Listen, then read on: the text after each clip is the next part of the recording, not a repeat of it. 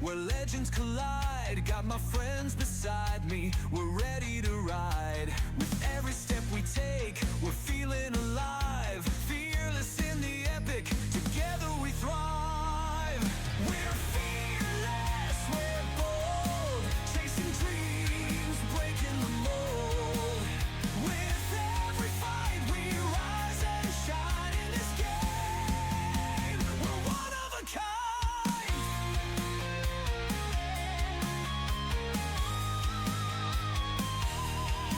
From the jungle to lanes, we're making our mark. With strategies tight, we're igniting the spark. Enemies tremble, they can't break our flow. In this world of champions, we steal the show. We're fearless, we're bold, chasing dreams, breaking the mold. With every fight, we rise and shine in this game. We're one of a kind.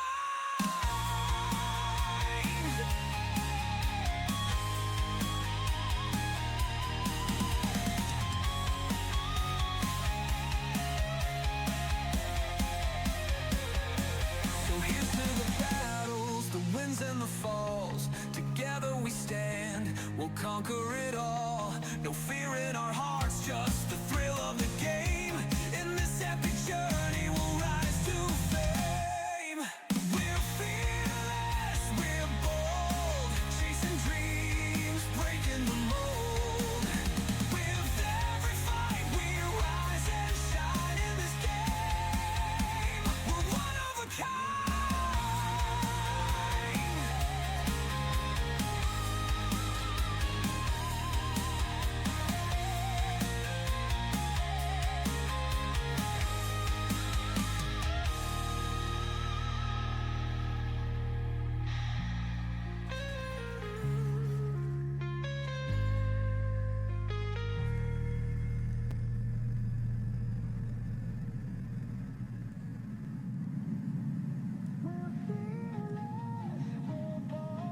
Chasing dreams, breaking the mold.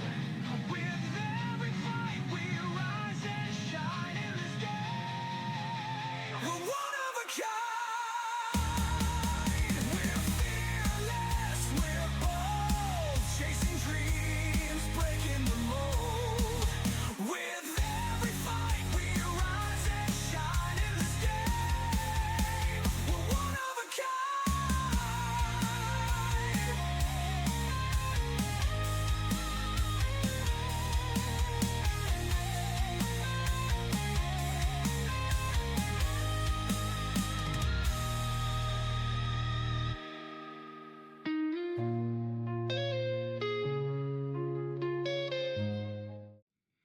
Hello, hello, one and all. It is that time again. We are back here for another fearless matchup. This time, the ever cute Rawr against the chattest team we've got, the Sigma Boys and Day0. What a matchup this should be. Yeah, for sure. It should be interesting. I do know that the fan vote on the Discord said that it was 62% favored for Sigma Boys, but having a look at the players themselves, I think Sigma Boys might have their work cut out for them. So I mean, obviously we were all, witness to the draft, and from my understanding, from an outsider's perspective, it seems like they picked for vibe. Like they left 5 points on the table. They left 5 points on the table. But it might be a Giga Strat because their top laner, I believe, Spadato, you said, can't make it today. Yeah, so they've got a Grandmaster player in. So this matchup is probably the most scuffed in terms of the original 5 of each team. So obviously you've got Spadato for the side of Sigma Boys, who unfortunately is unable to make it. So instead, what they've done is they've used their excess points because, we saw in the draft, they were the most understrength team in terms of points availability. They've used that to go on the shopping spree and pick up Thula in the top lane, I believe, or 2 AM in Gig. I could be wrong, might not be Thula, but he's a grandmaster nonetheless, and that's going to be an interesting matchup in the top. And obviously the Rawr team as well, they've had a sub as well. Unfortunately, Rise has made the decision to leave the tournament, which we as organisers are sad to hear. However, they have brought in Nox to fill the gap with Chaos dropping back down to his normal role of support. And they obviously Nox coming in to fill the top lane. This should be an interesting matchup day. I agree, for sure. I think considering it's second game of the tournament entirely and still week 1, to see already some roster movements is maybe not the best sign for these teams, but it'll be interesting to see how they kind of match the adversity, you know? So in the case of Sigma Boys, a team that, again, picked each other up for vibe and probably because they know each other, there's probably pre-built synergy. To lose one of their players for this matchup might be a problem, but they're replacing him with someone who's arguably, from an MMR perspective, the best player in the entire pool? Yeah. Upper bracket, correct me if I'm wrong. Well, I think I want to say he's one of the later additions to the pool. And because I remember we didn't have a Grandmaster to start with. So the fact he's come in, it's going to be interesting to see. But obviously, one thing, obviously, I don't know if you guys were watching on the stream on Saturday, but obviously that was a hell of a tournament, and we saw some great plays. And we actually saw some of the team of the Sigma Boys play. Namely Afrobot. I was gonna say, correct me if I'm wrong, but Afrobot is a support player by trade, but they've changed it over to bot lane for this tournament, right? Yeah, so Afrobot, he is obviously originally he's been a sub main, but he has obviously decided to play ADC, and let's be fair, he's pretty solid, as this next clip shows. Shenbro. Oh, it's stupid on Shen, boy. Just team fights are just... Force end. Can we actually do this? I don't think so. Yeah, we can force end. We can force end. Fucking team fight bombs right here. Force end. I'm dead. I somehow Don't tanked. force it. Force. Hit the Nexus! I don't think we can, to be honest.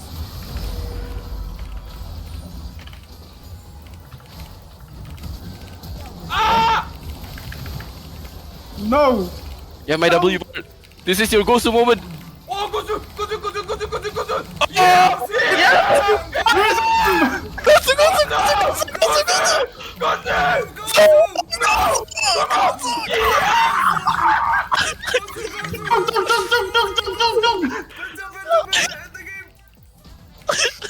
Holy shit!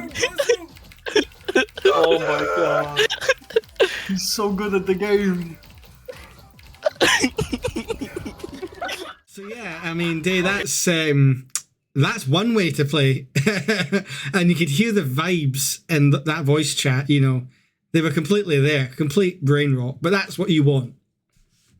Yeah, according to my team, definitely brain rot's the thing. Yeah, it's something. But I mean, it was some clean movement there on the side of. I've disappeared. Nice. Sorry, 2 seconds. But it's all good. It was some clean movement on the side of Afrobot. So I am interested to see how he goes. I believe both of the. Oh no, you said Chaos Jelly is normally the AD, or they the support is Waz, right? Yes. Waz is supposed to be the bot laner here, and he's a Yasuo main normally, so he's usually in the mid lane, I assume.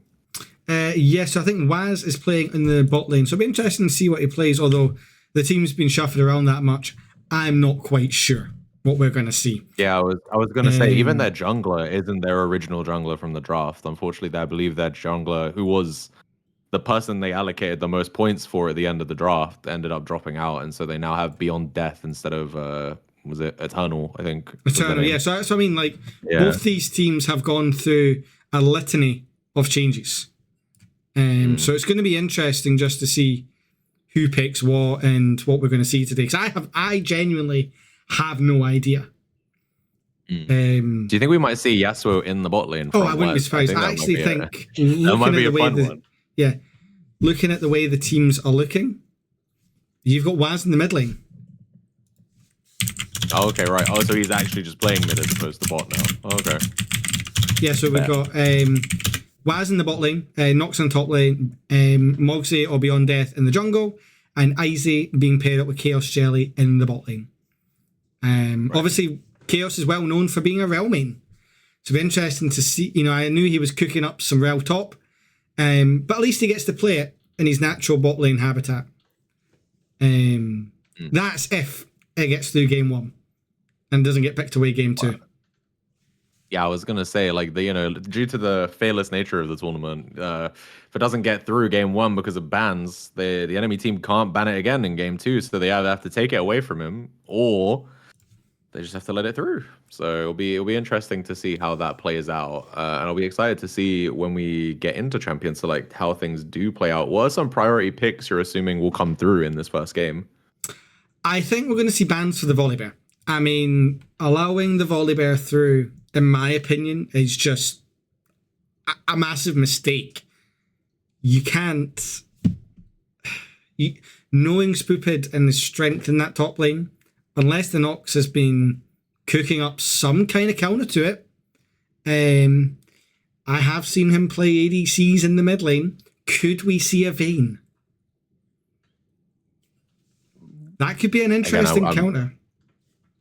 I would be interested to see. I from what I've been informed, literally by yourself, Spoopid is a very household name. Either wins really hard or doesn't win at all kind of player, from what I've been informed. So I'll be interested to see, especially on Volibear, who I feel is quite an early game focused pick. If Rawr feel like they can kind of weather that early game storm against him, he will fall off. Volibear is a champion that kind of seems like a tank because of the fact all of his abilities regain him HP or give him shields, or not, like they stop the enemy from being able to do what they want, i.e. the Q. But if he doesn't have the agency and he's not dictating the pace, then he is quite squishy, especially if you go for the AP build, the Cosmic Drive into Navori Flicker Blades. You don't build any tank stats. So, and if you're not already ahead, it might be difficult. I've disappeared again.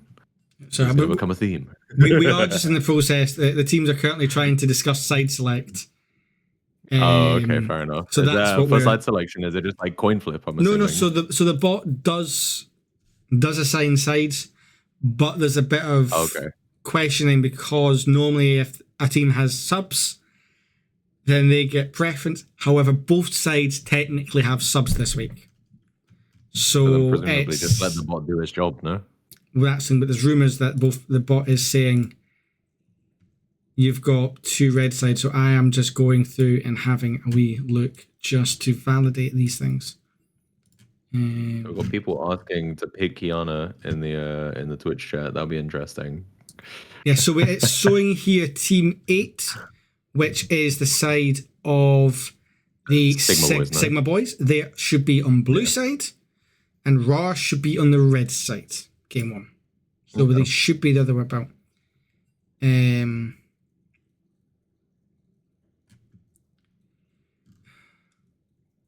But yeah,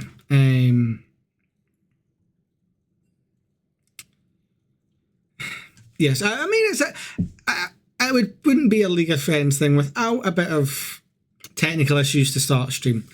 That's the classic right there. So we will get there at the end. Is there any production? I mean, the production's fine. We've got a lot of things ready to go, and we are going into bans on the draft, so it shouldn't be too long till we see them. And we'll see them on the stream. I mean, you mentioned that Volibear is a priority ban, right? It has or at to least be. presumably for the side one. of Rawr. Who would you think are priority bans Sigma Boys should be aiming at Rawr? So, I mean, for one, we could assume potentially the Rel. Beyond Death literally has Hecarim as his tagline. I think the Hecarim. I think you probably get taken. You have to ban the Hecarim in the Yasuo. Waz is well known in the server as being the bald Yasuo one trick. That's his. That's his personality sometimes in the server, and it's the thing he's most known for. If you take that away, I am intrigued to see how Waz performs. I haven't seen a lot of Waz gameplay, so it'll be interesting to see. But I know if they can put Chaos on this rel, Chaos can make wonders happen down there. I mean, he was cooking it in top lane. Yeah, that's an interesting one for sure. I don't know if I've never seen Rel top, but I assume she probably likes the damage to be like a contender up there, no? You would have to have a team drafted around I would that. Need to see, yeah. It's the same as the Seraphim jungle. Yeah. It's the same as the Seraphim jungle. As a champion itself, you look at it in an isolated matchup, you wouldn't think it's good. But when you've got a really powerful mid laner like a Yoni, and something like a Tristana in the bot lane, or even a Jason mid lane. And then up top, I don't know, you have something stupid like a Rakan. You somehow can win the match with a Seraphim support. I'm not totally not referencing a solo queue game from last night. Yeah, I was gonna say this sounds barbaric. So and of all junglers to into, it was into Nefiri. So you would Nefiri think did just receive nerfs, but I have a strong feeling that's not the reason that team comp won. It's not because of the Nefiri nerfs. yeah. God damn. But no, there's either way. You know, it just shows you, you know, especially in this fearless format, doesn't matter who you're playing. There's a way to make it work in any comp. And sometimes these wilder picks, they're the ones that can have the best effect because teams don't know how to react to them and they don't know how to play to them. We'll have to see. I think I would tend to agree with you if it were the lower bracket or maybe the middle bracket, but in the upper bracket where it's all Emerald is the lowest tier, I'm going to assume that kind of gameplay might not fly. But I don't know. You mentioned it in length to me before the game that Sigma Boys are a chaotic group. So maybe they embrace the chaos. We have a little bit of something like that. Who knows? But I mean, it comes with the name, and we heard it in that video. You know, as we said before, they're here for vibes. They're here to win, but they're here to win while having fun, which is where everyone is. But these guys, there's a bit more brain rot on their team than anything else. I mean, looking at the icon to your left hand side, a bit of a tung tung tung sahur. Yeah, we saw that in the chat earlier. I expect to see, if they start winning, a lot of tongues. And as we said earlier, 62% of you guys had predicted these guys to win. Yesterday it was almost 50. I think it was 54 to 46 or something. So they're obviously not, prioritizing thinking Raw's going to win the matchup. But I wouldn't count them out. I genuinely wouldn't. Well, I mean, if we take into account the fact you mentioned that Chaos Jelly has been moved from an off role in the top lane to their primary role, I would, even though that is a movement and it wasn't what they were intending initially, considering teams have only been together for like a week, they've just moved that player into their comfort. So I think that's maybe a positive. And, on the side of Sigma Boys, them gaining for this matchup a Grandmaster player, while it may cost them in temporary synergy, I think mechanically probably is gonna be an improvement, I'd imagine. Oh yeah, I mean, we'll have to see as game one gets into swing at some point in the near future how things do actually shake out. But I don't think all of the subs are inherently a bad thing for both teams, to be honest. Well, that's it. Sometimes, especially week one, if you're going to have a week with subs, this is the week to have it.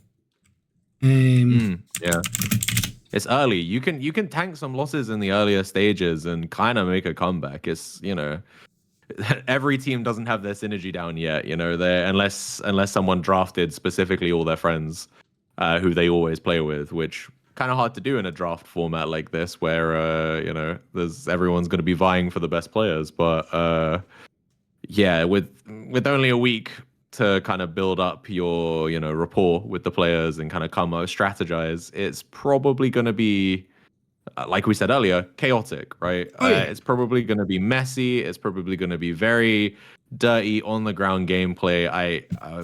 I'll be interested to see if we get any clean cut games out of this series, to be honest. I have a strong feeling that they'll be very bloody. We'll just have to see though. Oh, thank you, Rise level 999. Yeah, welcome, Rise. Hopefully you enjoyed us. We appreciate that. Appreciate the love. You're 900 levels above having your skill cape already. I don't know what it is you're level 999 in, but enjoy it nonetheless as we hopefully get into Champ Select in the near future. I believe... I'm not pronouncing that one, bro. I'm not trying that one. DFGI. Yeah, no. He's obviously a Sigma Boys fan, going by the name. Yeah. I was going to say, he did just say in the Twitch chat Sigma Boys, but I'm going to call him DFS because that's was our furniture shop. It's the first three letters of this thing. So, You have been lovingly branded DFS from now on. I hope you have good furniture. I mean, there's always a sale going on. So is it the Yeah, Sigma there Boys is. sale? Are we selling off the stocks before we even get into game one? Or They they have a sale, but the real question is either of these teams going to be free? Here we go now. Unfortunately, I have heard from one of the teams that they don't have all the champs to pick in order. But what we will do is once we get the draft, we will then show who picked what. Oh, okay. Are they doing it on draft lol and then we'll just like Yeah, so here we go. move Let me on. just swing these over. So yeah, so we'll see who's playing what. Obviously, they didn't have all the champions till after. Well, so Rawr on the blue side, they banned the Vayne, they banned the Mundo, and the Volleyball.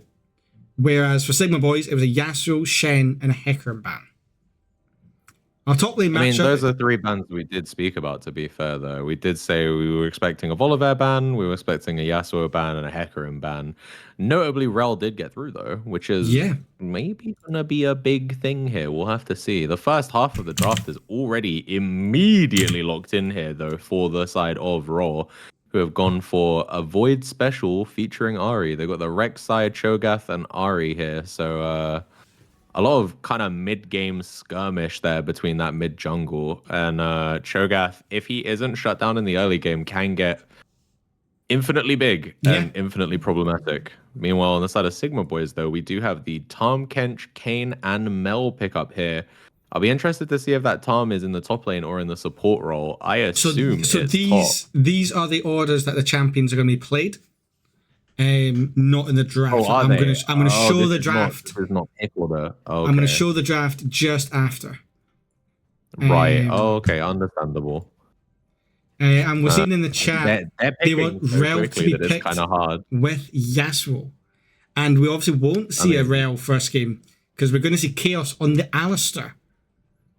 Although they're taking their time Alistair and locking Yasuo this one would have in. been a sweet combo as well. You said it's taking a lot of time. I feel like everybody's been blasting through this. I haven't had a chance to talk about half of the picks, man. It's been going speedy.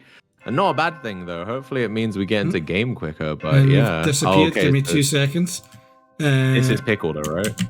This is pick order, yes.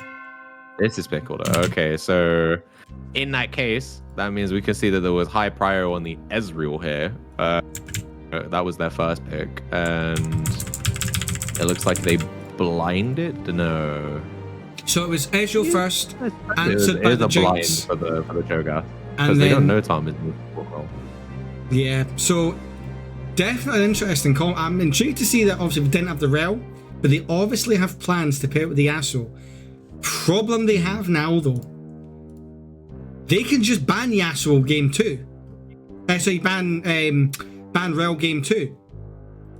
Yes, you're right. They can just ban the Rel game 2 if they wanted to.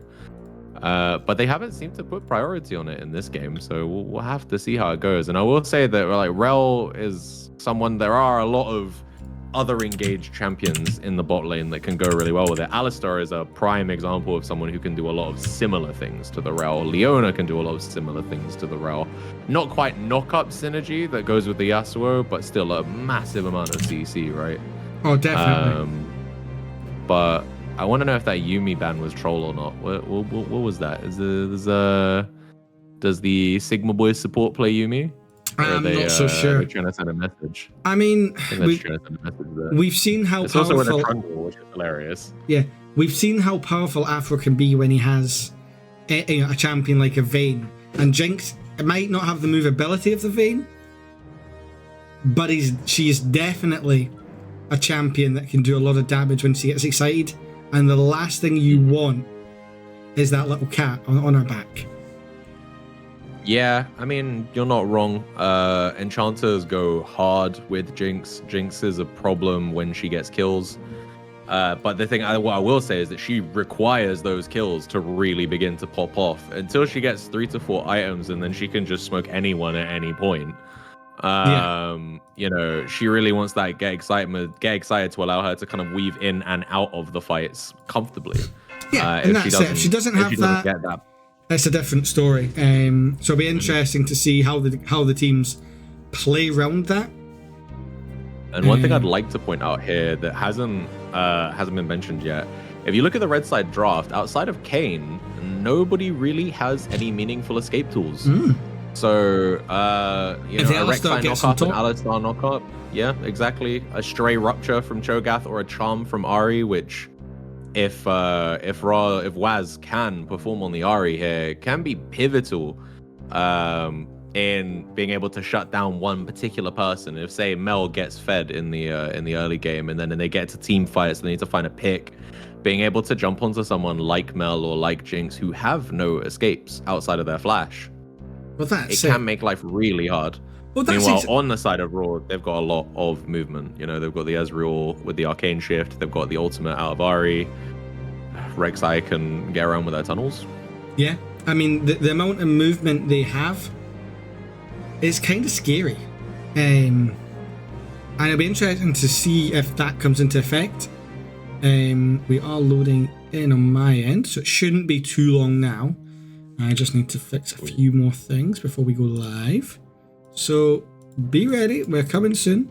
I don't know why you keep disappearing when I go to that. We need to fix a few things. Deletes me. I understand. I see how it is. It's cool. I get it. For some reason it lights when I'm on a stage mode, but as soon as I go to try and get the game ready, you just disappear.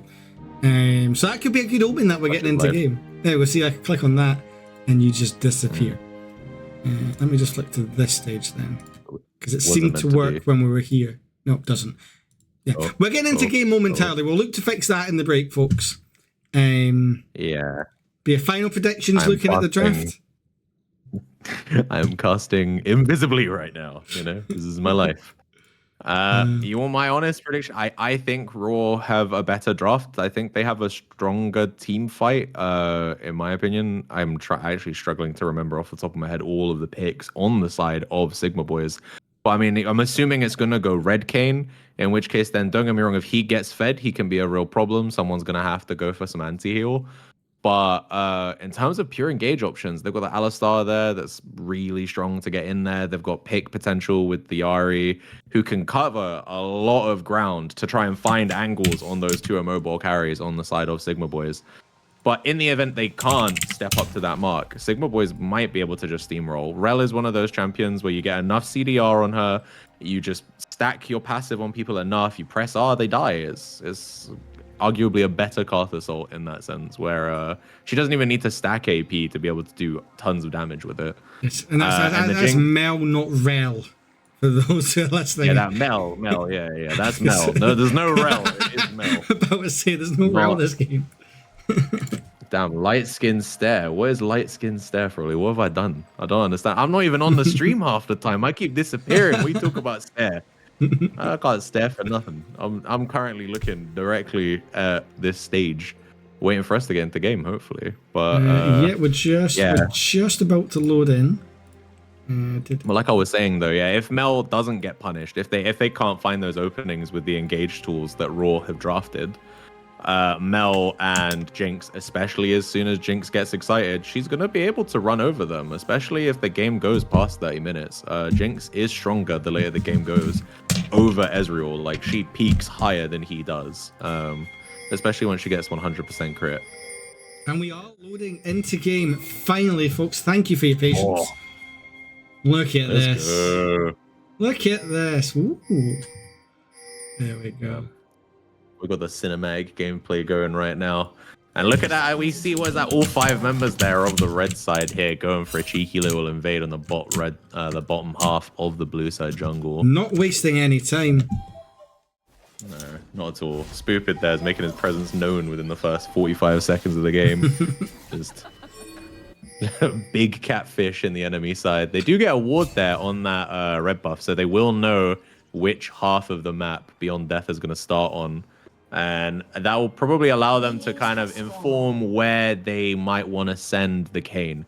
Kayn should be able to outfarm the Rek'Sai fairly easily. Rek'Sai is a champion that really kind of needs to get going in the early game. If she falls behind, she is arguably useless. You know, outside of her execute, if she can catch someone really stray on low HP, she's not got the best damage. She kind of needs to stay above in levels and above in items against the enemy to be able to really have a massive impact. So I'll be watching Beyond Death in the early game to make sure that they are trying to make something happen here. Yeah, it's not move into the go on. Yes, I was going to say, Rek'Sai is not a pick you normally see, and I'm intrigued to see how, you know, Moxie performs on this. We do see in the bot lane a wee bit of damage, but nothing too crazy as of yet. Both sides just feeling each other out, although a nice wee trade off in the mid. But Izzy still wants to keep a full health bar. The only one who's really come out too bad there is Charmed, but it does come with the benefit of them getting that level 2 first, getting the shove here. We do see Nox getting knocked up by the Tarm. He'll just knock them up in return. Who wins that matchup, do you think?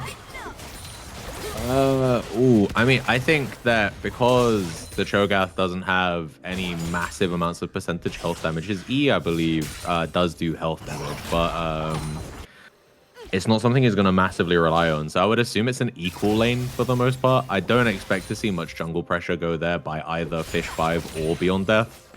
If I had to guess, it's going to be a farm fest. It's kind of a wet noodle fight, and they're both going to want to get their heart steals and then just hit each other and passively gain HP and have that kind of unending 1v1 wet noodle fight top lane fantasy, you know? Meanwhile, the rest of them will function 4v4.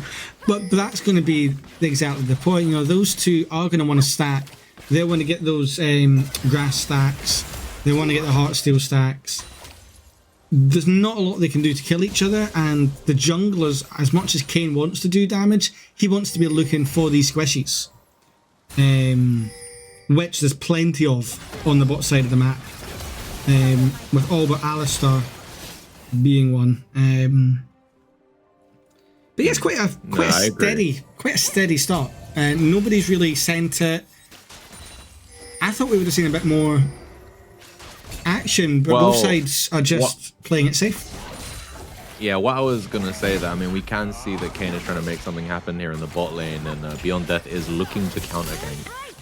But just the speed of which Fish 5 can clear on the Kayn, we can see he was the one he got first to the crab. He's already ahead of the Rek'Sai.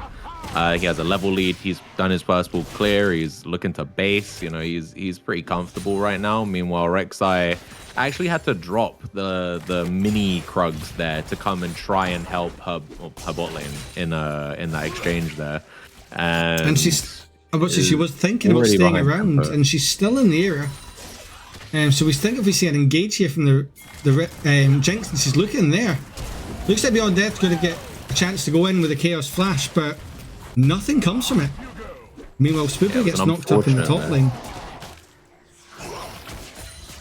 Again, I don't think anything happens there. I mean, especially Fish 5 is nearby. Obviously, Nox doesn't know this, but Fish 5 being on his Krugs right now means that if Nox does commit, he is just one E through the wall away from being in a 2v1. Talking of which, it looks like it's gonna happen. Yeah, we see Nox here having to deal with both Spoopid and Fish 5. He is going to do some damage to try and trade back. He is going to fall to first blood, but he almost took Spoopid with him. That could have been so different. Meanwhile, we do see 2AM just absolutely blow Waz up. That wasn't a fight.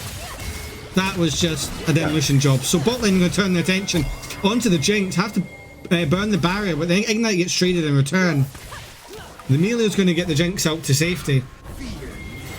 And Joe's looking for the return gank with the Rek'Sai. And Day0, that could have easily been 2 for 2. So let's break down the plays initially, right? So the top lane thing is an unfortunate situation just because they weren't properly tracking the Kayn. We saw, obviously, the Sigma boys, they got early jungle vision and they knew where Rek'Sai was. Hold that thought. Rek'Sai's going in. Mel's just backing. Mel just let a jungler die. Interesting play just to back and pick up the tier in the big lost chapter. Meanwhile, Spoopid eats the big monster and almost shucks them to tower. But he's just not that hungry yet. Yeah, I mean, like I said, I mean, the fact that Cho'Gath died in that earlier stage there with the 2v1, it was because of the Kayn primarily, in my opinion. Their lane is still just going to be a wet noodle fight, regardless of the fact that the Cho'Gath has dropped one death here. He's still up in CS. We can see the gold hasn't changed much, but they've almost got identical builds here as well. Cho'Gath went for the ruby crystal as opposed to the boots, but otherwise, it is just health stacking a clock. I did see someone in the Twitch chat say trade offer, you get grasp procs, I get grasp procs, and that is pretty much the thesis statement of that lane right now. And in regard to the play there where Rek'Sai, and honestly this is really well played by the Rek'Sai to note where Fish 5 was, to track him there, to know he was there, and to know it was safe to go that deep into the jungle. I'm assuming he knew that the Mel had low mana, and so knew it was kind of safe to try and just pick up that kill. And that's going to even up the jungle for them as well. But we do see the Drake is going to get picked up by Sigma Boys, who have got a comfortable little 500-600 gold lead right now. Well, that's just it. They are. I mean, you know, they managed to get that dragon nice and easily. And we're going to see, obviously, the Tarm's already getting some deep vision in that top side of the map. So they'll be able to spot this Rek'Sai's whereabouts all over the map.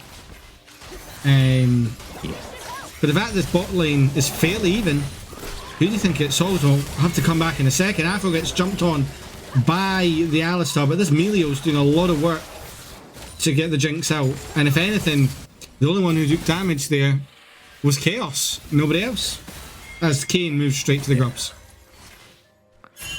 Yeah, I think that the bot lane going neutral is actually in favor of Sigma Boys, to be honest. Again, like we said, the longer the game goes for Afrobard on the Jinx, the more likely it is that he's going to be able to get his passive to trigger, and he's going to be able to just decimate carries. But let's talk about this fight here on Grubs. Yeah, we do see obviously a wee bit of a fight spawning on Grubs. We do see Beyond Dead. He's a Jinx rocket to the face. And the Sigma Boys are kind of cornered here. We see the Mel pop the ult, will get the feat of strength, however, has to get eaten by a top laner to survive. And meanwhile, Chaos coming in, doing with a knock-up, will claim the Mel's life. But that's all that will die at the moment. As we see an extra kill going back over to Rawr, who do lose 2 of the Grubs, but they should pick up that third one just to stop the Void Mites. Although Waz has to be careful here on the Ahri. Will get the charm onto the Tarm, but that's about it. Meanwhile, down in the bot lane, Jinx used all that commotion to be able to take a plate from that bot lane tower. So I think that one, it was good play by Rawr, in my opinion. And a bit of unfortunate circumstances specifically for Fish 5, who was out of mana. He started the Grubs basically on his own, and then we saw, as they are about to do again, we have Rawr stopping them from being able to take this for free, and now we have another fight here. Chaos Jelly still on the roam as well, by the way. Fish 5 is gotta get out, but he's not going to be able to. He's going to go down. Nox is going to get his first kill of the game. Spoop is probably going to go next. He might be able to get Chaos Jelly. Mel is trying their hardest to make something happen here, but Waz is here. And that's a kill. Second kill pickup. That's the gold lead here for Rawr again. That's going to bring them well back into this game. Well, that's a little bit of a swing there for the 10 minutes. Well, that's the first goal lead they've now had. I'm interested to see what they can do with it. Up only about 500 gold. It only peaked about $1,000 earlier for the Sigma Boys, so let's just see if their stock options are going to get cashed in, or if the cuties have got claws. Yeah, I was going to say, I think the gold lead is negligible at the moment. 500 means nothing at this particular point, especially when it's not. I mean, we can see that there's 800 gold lead for the Cho'Gath. That's important because he's hit his item spike first. We do see Chaos walking up. Sorry to interrupt. We see Chaos walking up, and he's going to get collapsed on by the rest of the team. However, nobody's really going to engage after that. So it is as you were. But that got a wee bit spicy for a wee second there. It was kind of looking a little bit difficult, but fortunately, Chaos is able to get themselves out of that tussle. But yeah, on the topic of the gold lead again. Yeah, it's still this is nothing to see here. Just more grasp stacks and Heartsteel stacks now for the Cho'Gath, who's getting that little bit of a lead here. Like I said, he's been first to the punch on getting that major item on the Heartsteel. So he gets the stack earlier. he's going to have more health probably from now on, unless something catastrophic happens in the mid game. He should constantly be at least a bit chunkier, but we do see a nice little invade here by Fish5. I mean, they're thinking about it. We do see the flash coming through from the Mel onto the Alistar. Gets chunked out by the Ezreal Q. However, Fish5 is going to take a lot of damage as well. They just disperse. We see Waz coming down, but he's all alone. Cho is already down in mid lane. Tam's not in the fight. We see the Hex Flash from the Alistar going right in on the Kayn.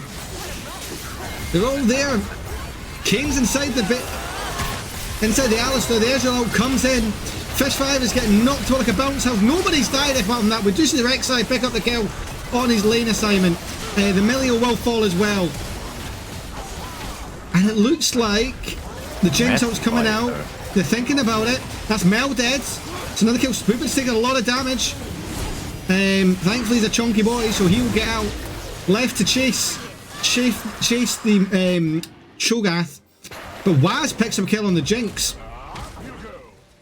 I lost track of how many kills that was for each. That's huge for Rawr. It was big for Rawr, in my opinion. Again, they were able to punish here on what was ultimately an overstep by the Sigma boys. You know, they were in illegal territory right there in terms of being that far in enemy jungle. You know, they did, I believe, secure the red steal, but then they had 3 members in, and then we saw Waz collapse from the mid lane coming down to try and stop them.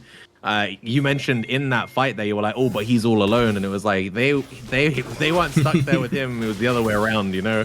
And he was able to chase a now flashless Afrobard through the Dragon Pit to secure some kills, and he's now 2-1-4 right now. Yeah. The lead is still the same in the mid lane. It's still just under 1,000 for the Mel. But we now at least have item parity because we have Malignance here on the Ahri, which is going to be really important. That ultimate we see a double knock-up, coming in from the Alistar. More people going knocked up. Afrobard will fall. And now it's Charm's turn to take some serious damage. Meanwhile, Fish5 goes inside of the Rek'Sai. There's a lot of damage. Heals all that health back.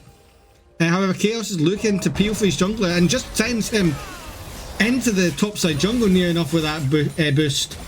Meanwhile, in the bot lane, a nice route from the Mel onto the Cho'Gath and the Ezreal. And the Heartsteel stack is there.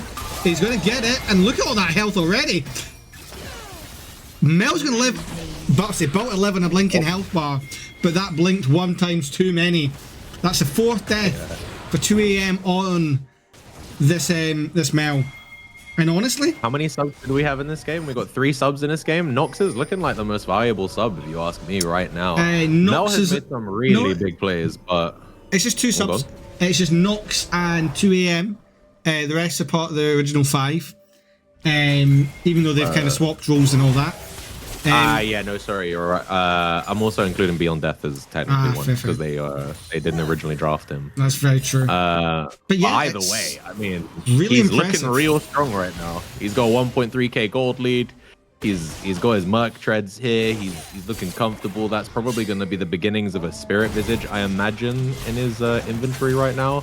A Spectre's Cowl at least. And meanwhile, Spoopid on the Tom Kench has only got the base Heartsteel here with 0 stacks. Yeah, he can't even get a stack with this Ezreal at the moment. Meanwhile, we see Cho'Gath. He's right in the heart of it. Down in this bot lane, we see Nox getting a kill on the Jinx. And all seems to be good so far. One thing I'd like to point out here, there's 11 kills currently for the side of Rawr. 7 of them Ahri has been a part of. Every time I've seen her do Spirit Rush, they have secured a kill. So like we mentioned in the Champion Select, the ability to be able to maneuver and then land the charm on some of the immobile carries on the side of Sigma Boys is definitely coming into play here. And Waz is performing excellently on this Ahri pick, even though he is down. Gotta remember, he's down 1,000 gold against a Grandmaster mid laner. That's nothing to scoff at. And yet he's the one with the shutdown. He's the one with the shutdown. And he's the one who's doing his job, which is finding picks and making maximum use of the Spirit Rush and the charms and catching Afrobard off guard. And even the Mel's been using her flash very aggressively in this game. And she's died 4 times. Yeah, we see the King just walking into the blue side, top side jungle. thinking he could trade against his Rek'Sai, but Rek'Sai manages to back off. And she's now got her supporters right there with her in the Ahri, the Alistar, and the Ezreal, while Cho's being left just on bot lane duty. Narrowly misses the knock-up onto the Mel. I mean, this is from the side of Sigma Boys. They're essentially just saying, okay, Nox is your strongest member. We'll match him with our strongest member. But I think Nox just wins. Nox just wins this, yeah. We see the damage from this Heartsteel, and it's on only 130 stack of a Heartsteel. And yeah, that was a quarter health. We're 16 minutes in, 17 minutes in, and he's already able just to devour this this Mel. And Spoopit's going to go down to the Ezreal here. Icy showing up, getting her first kill of the game. I think if you were part of the majority that backed the Sigma Boys, do you start to sell those stock shares and start investing Rawr, because it's not going your way so far? Oh, we got a little under a 3k gold lead. This is kind of in the position Rawr need to be in this position right now, you know, because they peak earlier than the Sigma Boys do, and they don't scale as aggressively, right? I mean, a late game Cho'Gath with thousands of Heartsteel stacks, massive amounts of health with the ult. You're not gonna care about how many stacks is that on him right now? 130, right? Let's just quickly see. 130 Dark Seal. So let's just zoom in. He's already up to already up to 9 stacks coming in on his own. That's just another kill. They're just feeding this Cho'Gath at the moment. 7-1 for Nox. About to be 8-1, you would imagine. They can just stand the tower. Look at how many tower shots he is able to tank, and Beyond Death will just pick up the Tarm. Meanwhile, in the mid, Fish 5 looking to try and tidy up at least some kills, has to focus on the wave. This is going exactly the way Rawr wanted this to go so far. For sure, I think, and you can see that the gold lead in the mid lane as well is actually shortening. So. And that's the only lane it's definitely going they have an advantage on.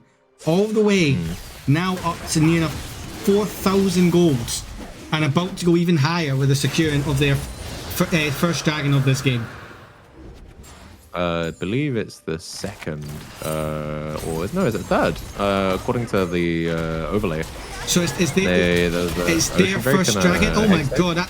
Cho'Gath almost eats the Jinx alive, and yeah, this shows a problem. Jinx isn't far enough ahead, and she's only got a collector. I just don't see how right now you deal with this Cho'Gath, and he's going to get to the point. Right now they can't. That's just the actual truth. Unless it's 4v1, they cannot deal with him.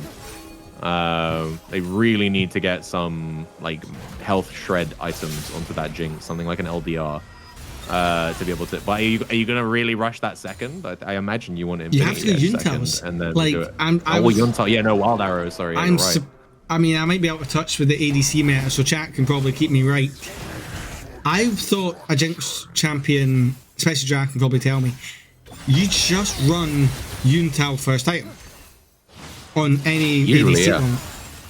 So the collector pickup is very interesting.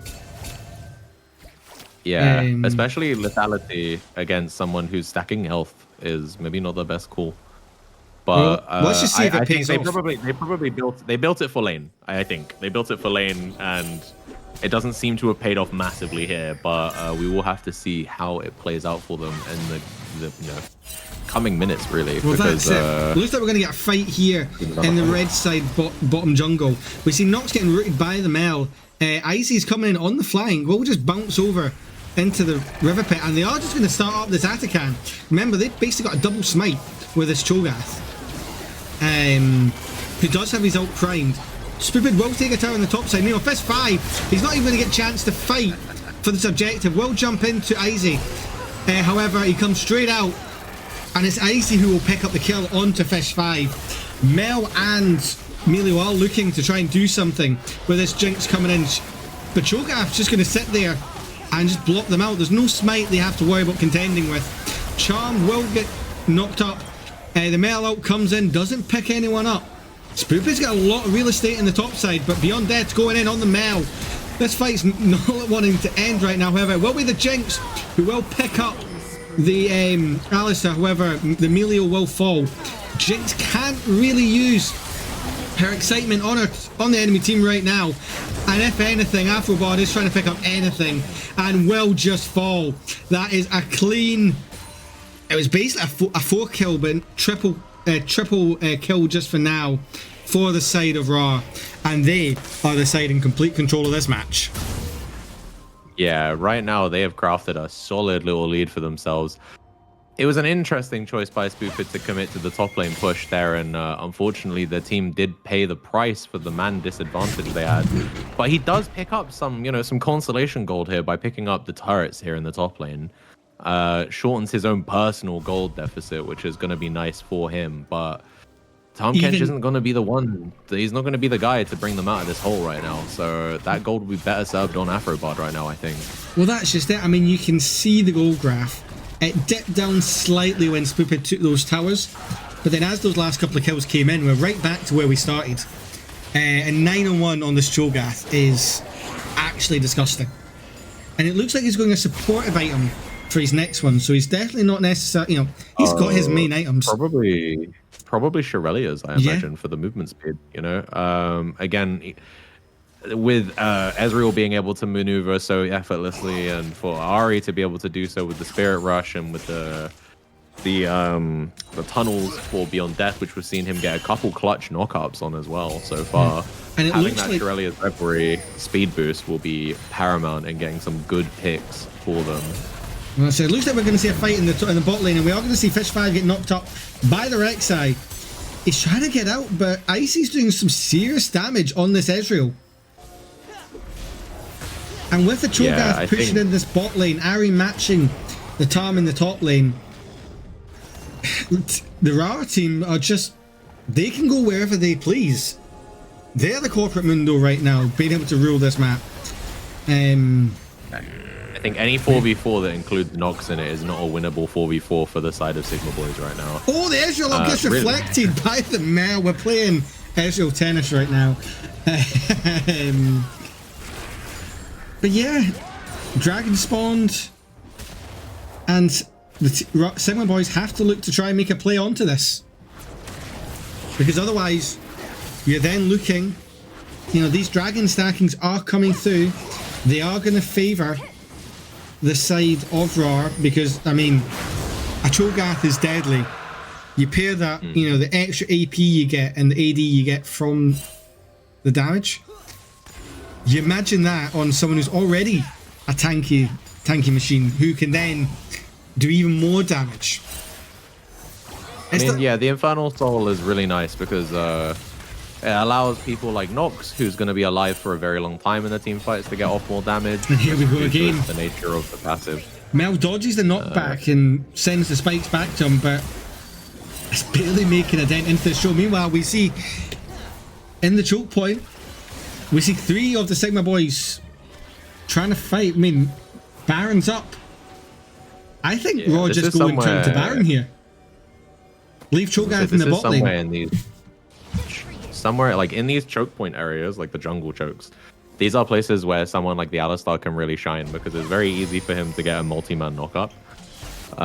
So we'll have to see if they continue to fight in these kind of areas, especially as Rawr push up into the tier 2 and tier 3 kind of territory. We'll have to see how things play out. But yeah, I think the Baron's been up for 30 seconds, and you can see Beyond Death is kind of pushing in that area, getting the Skull Crab and clearing some vision. And his team's not far behind him too, so hopefully they might be pushing towards that. We see Sigma Boys do drop a ward in there. But yeah, I think we can see the reset coming out here. I imagine the entire team is going to be probably comms going towards, let's go Baron, let's go Baron. We got double smite right now. Spoopid's on the wrong side of the map. He does have TP, so he can get back into the game if they do choose to push that objective. But you know, knowing he's not quite there yet, maybe it's a play, but never mind. It looks like Nox is matching him. Question is, if you're on the side of Sigma Boys, what do you do to get back in this game? You're currently facing down that kind of goal graph where since the 9th minute, 9.5 minutes, you've not had a lead. And it's 4K gold lead is rough. I think they're probably going to be able to get back into the game. Like, when I say that, I mean the way they get back into the game, is by just catching as much waves as possible, trying to farm up as much as possible on the Jinx, right? So we see the Jinx has gone for the Infinity Edge second item, so no wild arrows. I mean, that turret on top. That turret just didn't exist. Cho'Gath looked at him and was like, huh, fine, I'll just blow it up. Rawr are the team in complete and utter control of this game. We see Chaos blocking out the vision around this Baron pit, and we do see the Sigma Boys, they are looking for a play. Problem is, Mel gets chunked before the play even really kicks off. We see Fish 5, he's already half health. Doesn't quite match anyone on his side, and Afrobard is in a really rough spot. Oh, they're all caught up here. This could be a big rock jump. Triple knockup for the Alistair. And we see the Mel. The Grandmaster will just fall. Spoopid looks like he's going to follow suit. Meanwhile, we see Afrobard fighting for his life and only leaving Fish 5. A clean ace for Rawr, who are ready to silence their doubters. And they're just going to walk this right up Main Street. Did you see the HP go down with the Demolish proc right there? Oh my god. That turret got eviscerated by the Cho'Gath. 11, 1, and 7 right now. 4K gold in his pocket. Indifference to Stupid right now on that Genj. And they're just on Nexus turrets. This is the game. I don't think they can do much else. What, Mel's up in 3 seconds, but can she stop a whole team? I don't think she can. And that is game number 1 to the Rawr team. What a game that was. And that was completely one-sided in the end. I was going to say, I think the first couple minutes were definitely clean by the Sigma Boys, but there was a turning point, I think, where around about that first grub fight, right, where it kind of went in the way of Rawr, and then it just kind of kept going. It kept escalating, and they kept getting good fights. And every time they got a good fight, every time Chaos Jelly landed a 2 or a 3-man knock up on the Alistar, Waz would get a nice charm onto the back line and then pull someone out of the, out of their comfort zone and into a screen. The screen is going crazy. Sorry, I'm just trying to work it so we can see you. yeah, no worries. Needs must. But yeah, I think it was very, very clean gameplay by Rawr in that first game. And honestly, I'm intrigued to see how we go for game 2, because this was with them not getting some of their picks, right? Like the priority bans here by the Yasuo and the Hecarim, those are the champions I was told to be afraid of, and they looked pretty clean. The Rek'Sai is like a C or T tier jungler right now. It's not massively good, but they did a good job even from behind, The Kayn in the early game, in those first couple clears, they outplayed them. But when it came to the actual skirmishes and the places in that kind of 10 to 20 minute window where Rek'Sai is stronger than the Kayn regardless, they shined and they were able to secure as much as they could. And again, with the pick potential coming out of the rest of that draft from Alistar finding lovely Hex Flash engages, and Cho'Gath just being massively ahead by getting that item just earlier than the Tahm Kench did, and just becoming pretty much unkillable. I think he died once in that entire game, right? I think it was like 11 and 1. I mean, he's clearly the MVP of game 1. Who'll be the MVP of game 2? You have to come back after the wee short break we're about to have to come and find out and see if the Sigma Boys can they cash on the future stock, or will it just be a Rawr 2-0? Come back. We're gonna get a 3-game series. See you soon.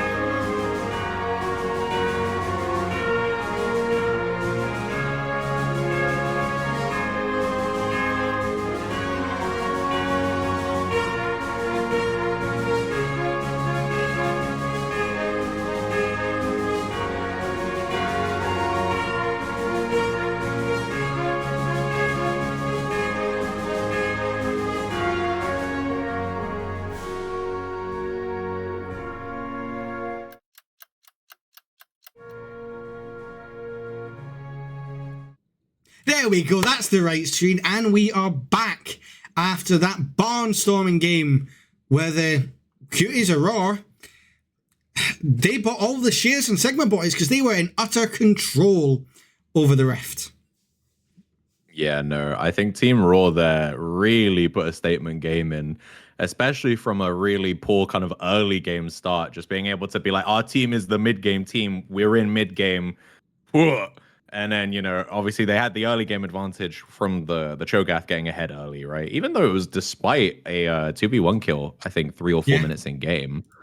You know, they knew their power spikes. They played to their power spikes to near perfection, and just completely choked Sigma Boys out of the game. I'm going to assume, because we've got a little bit of a kind of switcheroo going on, is Sigma Boys will be on blue side for game 2? So game 2, Sigma Boys have chosen blue side. So it'll be interesting to see, obviously, the volley bearer is up. They can't take the volley bearer away. But on the other side, we've seen how powerful Nox was in that last game on the Cho'Gath. I have heard rumblings of a ninja who likes to jump about the map and save his AD carry or save his mid laner at a moment's notice in the Shen. So it'll be interesting to see if we see that as a counter to the volley bear. Fair enough. My answer to you saying that the Volibear is open is, so is the Hecarim and so is the Yasuo. And they're on red side, so they get red 1, red 2, you know? First pick the Volibear. Let's see if that top lane pick can take away from a Yasuo 1-trick and a Hecarim 1-trick, you know? We saw strong performances out of both players on other champions in that last game. I'm excited to see if they pull those out and if they perform on them anywhere near as good as it was in the last game there. Hecarim is a champion, unlike the Rek'Sai, that can farm really effectively, really quickly. Similar, in fact, to the Kayn, which cannot be picked for this game too. So we'll have to see how Fish 5 adapts as well. Well, that's just it. You know, a lot of the main picks have gone, or we'll see them in this game.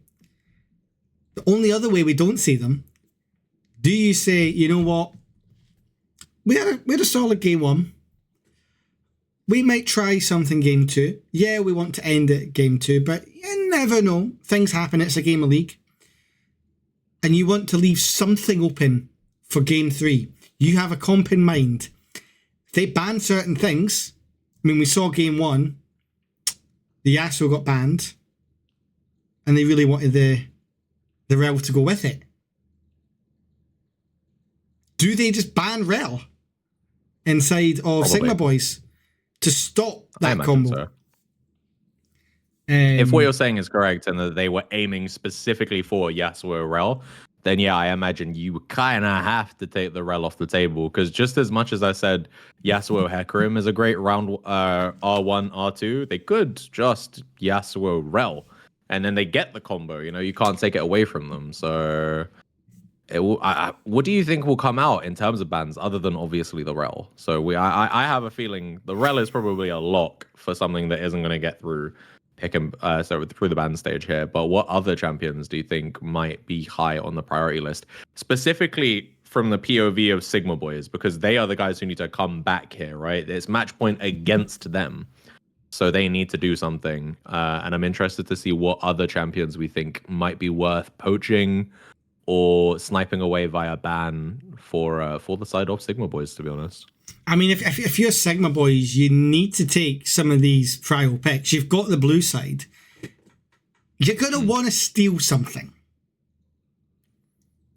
I mean, that's an opportunity. You've got a lot of one tricks on the opposing team. Yeah, they just managed to win quite resoundingly. But if you're picking some really strong picks, as you would have to expect, we probably are going to see a volley bet on one of these teams. You're going to want that on the people who can do it. But if you can take their strongest answers away, you're going to be even stronger. Because for me, one adaptation I would really like to see from the side of Sigma Boys is to put the mid laner, so to put Gig on something that is very strong at moving across the map. So because he did get a very strong lead in the early game, and though Waz was able to kind of be relevant in the mid game as his team started to make movements and he was with them.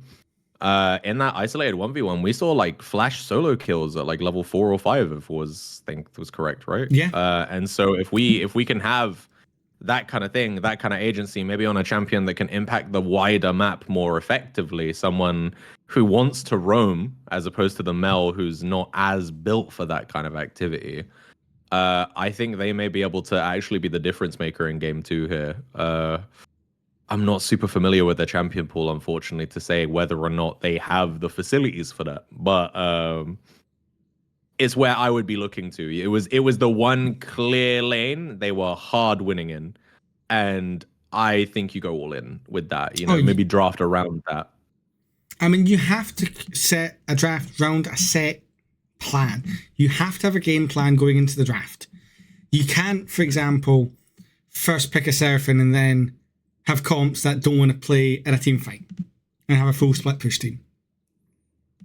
Same way you wouldn't pick, I don't know, a Malphite and then not pick anyone who has a knock-up or can take advantage of said knock-up.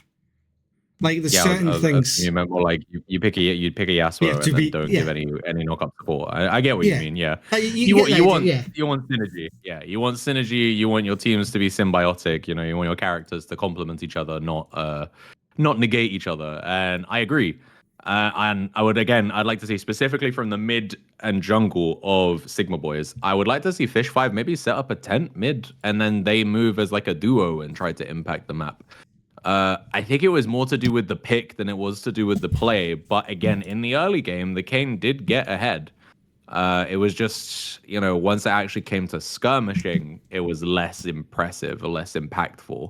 But that's kind of to be expected. Kayn isn't really a champion until he turns into Rast or Shadow Kayn. So it looks like we're getting into the drafts. So let's just see if they're going to be able to pick in pick order. I mean, I have a wee bit inside the nose, but they should be able to. But we're going to see the bans coming through in just a second. Take your time with this first ban. And it is a rel ban. This is going to be their lane order, not pick order on here, or is it going to be pick order this time? We will find out very shortly. Okay. So I don't know if I don't know if they're going to do it in order. They've not said to me either way. But we do see the Caitlyn get banned away on Red 1. Focusing onto Afrobard here, taking away another AD carry for him. And the Braum, so they obviously felt Chaos was an issue last game. That's 2 of his champs banned.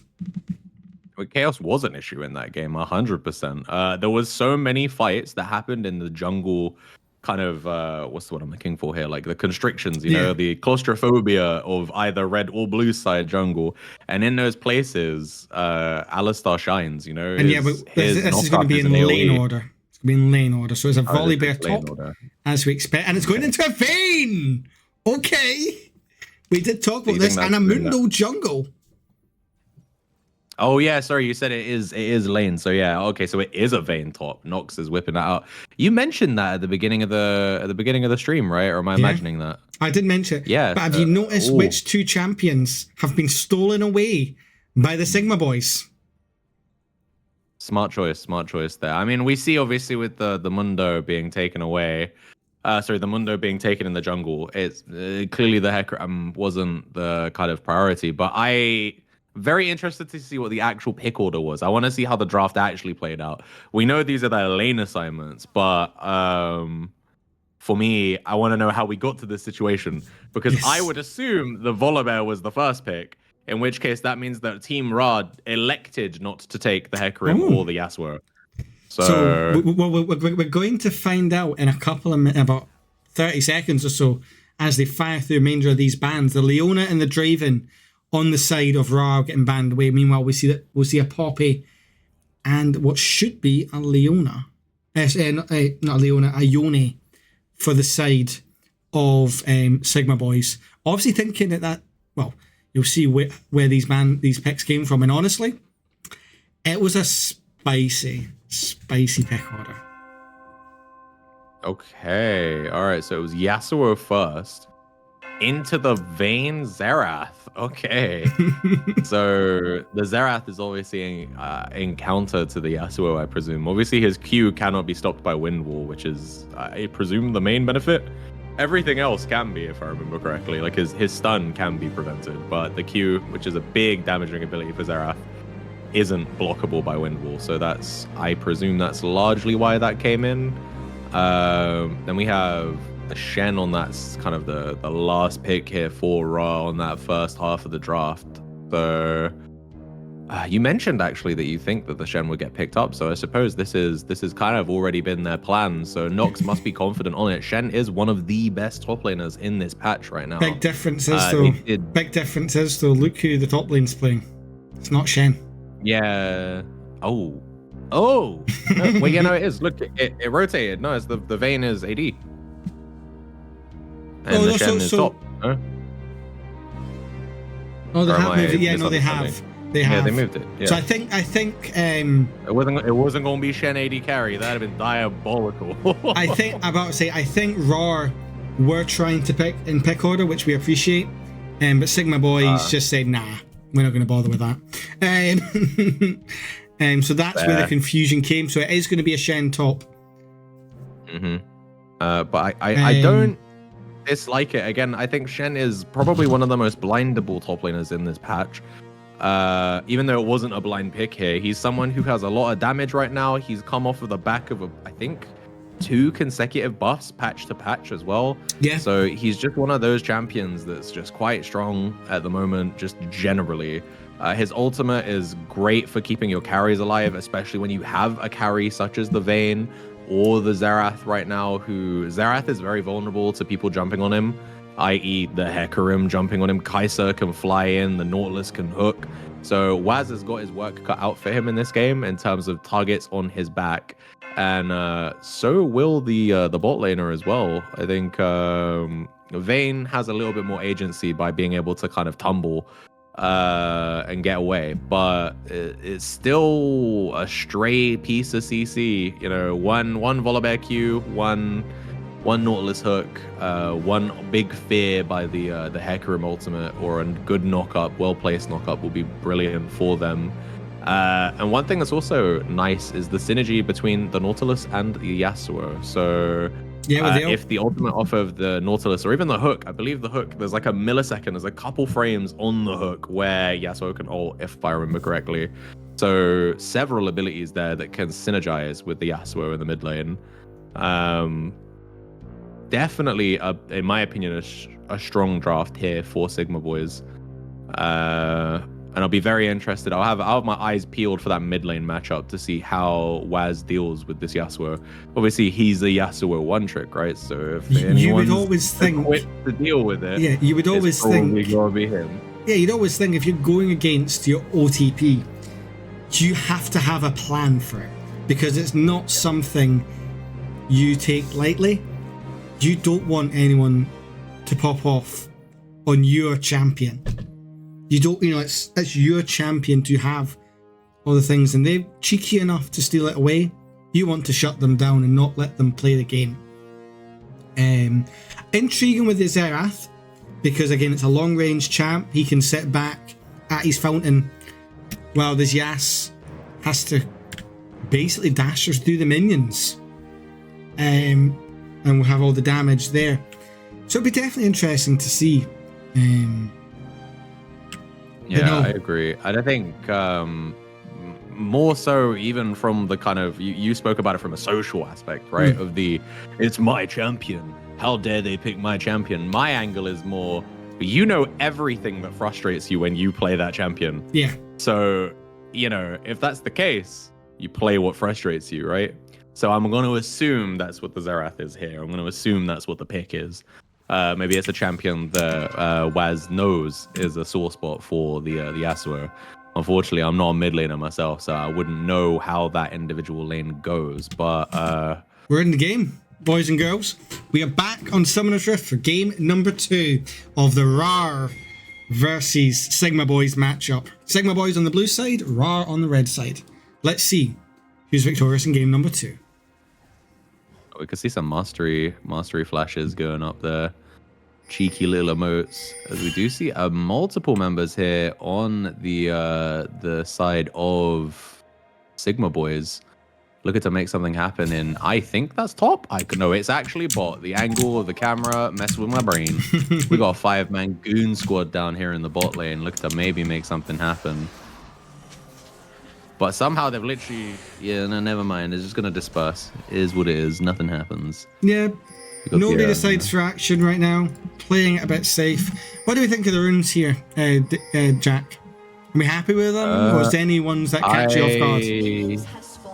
Let me have a look. So, I mean, we have a lot of lethal tempo on the side of the Sigma Boys, but I think that makes sense on all 3 of those champions. So it kind of... I know press the attack is also very common on the Volibear, but I guess the lethal tempo is probably stronger in the early game. So I imagine that's the play there. Try and get a lead in the early game against Nox, who definitely handily won that first game in the 1v1. Meanwhile, on the side of Rawr, you know, the fleet footwork on Beyond Death is fine. It's going to keep him healthy in some more extended trades, which is nice, and also gives him a little bit of movement speed. And then everything else is fairly bog standard, to be honest. Grasp in the top lane, Airy for the Janna. Janna is someone we didn't even speak about in the draft, really. Janna is really important to keeping these carries alive. With how well Chaos did in that first game, I will be keeping a vested interest on how well they are able to perform doing the polar opposite job, right? Well, it's a completely different champion, yeah. As the first hit does land onto Izzy. Charmed is going in, chunking the Vayne out, but they just can't get that final blow yet. And Afro Body ate a lot of damage as well. You got to think if that Kai'Sa was a wee bit later on in the game, that would have just killed. Meanwhile, we see Yasuo's taking the chickens onto the Mundo. This is the worst time for the Mundo to get attacked, and he does. And he's looking for a double kill here. He gets the knock up onto the Zerath, but again, still early on. He'll live to fight another day. Honestly, that is your worst nightmare as a weak in the early game jungler.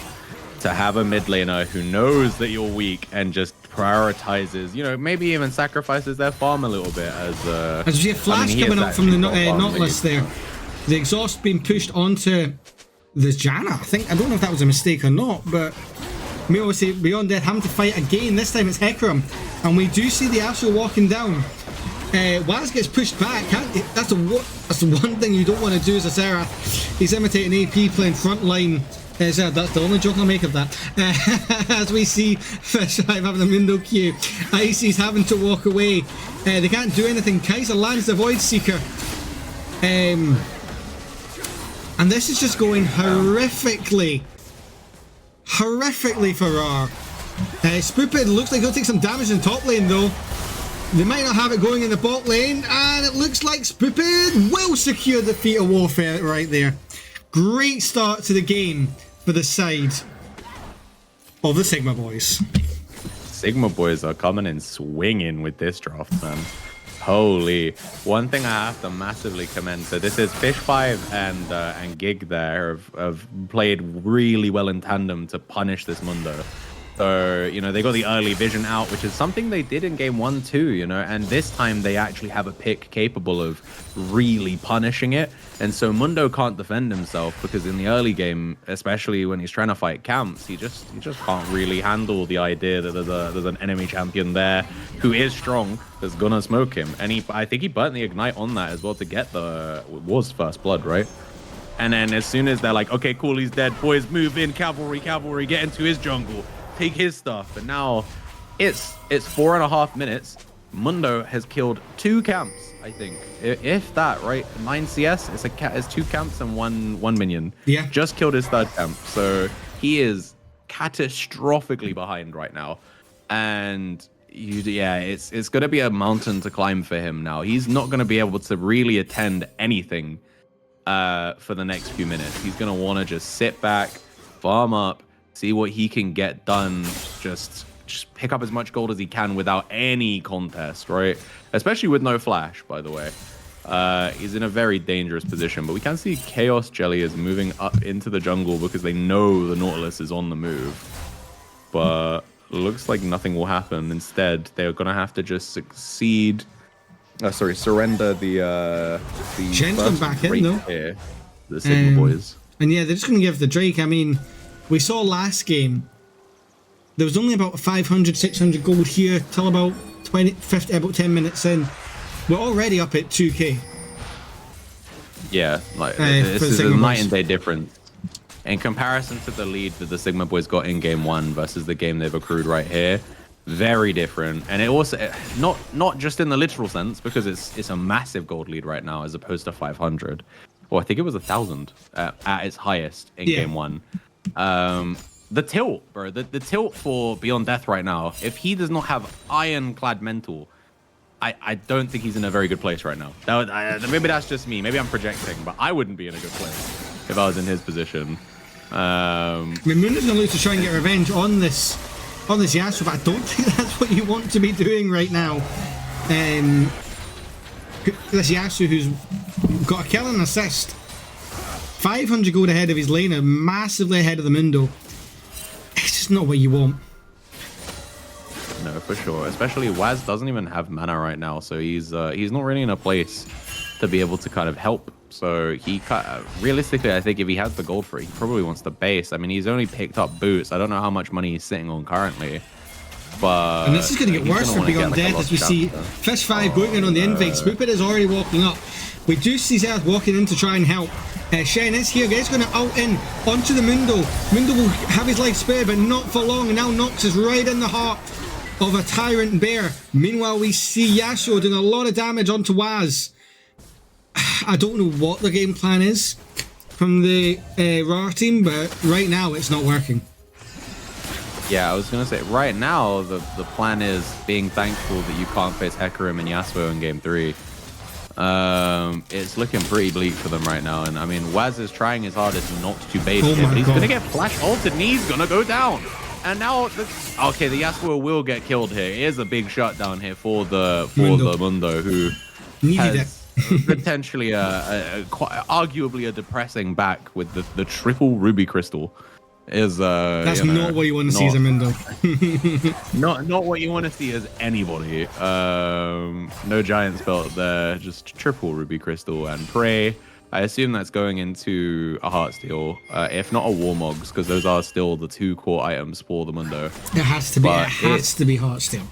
Same as the Shen. It has to be Heartsteel. Very messy right now. Rawr really want to be able to just kind of stabilize at this point, I think. Stem some bleeding. We can see there is a near 40 CS lead for Hecarim right now. And there are CS leads in every other lane as well. Kai'Sa does land the Void Seeker. Sorry to interrupt. Kai'Sa does land the Void Seeker, stopping one of the backs. And it's now the Janna who's been left alone in lane. Nautilus is looking on the map. Meanwhile, Spoopid has got Nox pushed right up to his tower. Just not letting him play the game. We did say if Spoopid gets the Volley Bear, he's a different animal. And we're definitely seeing that right now.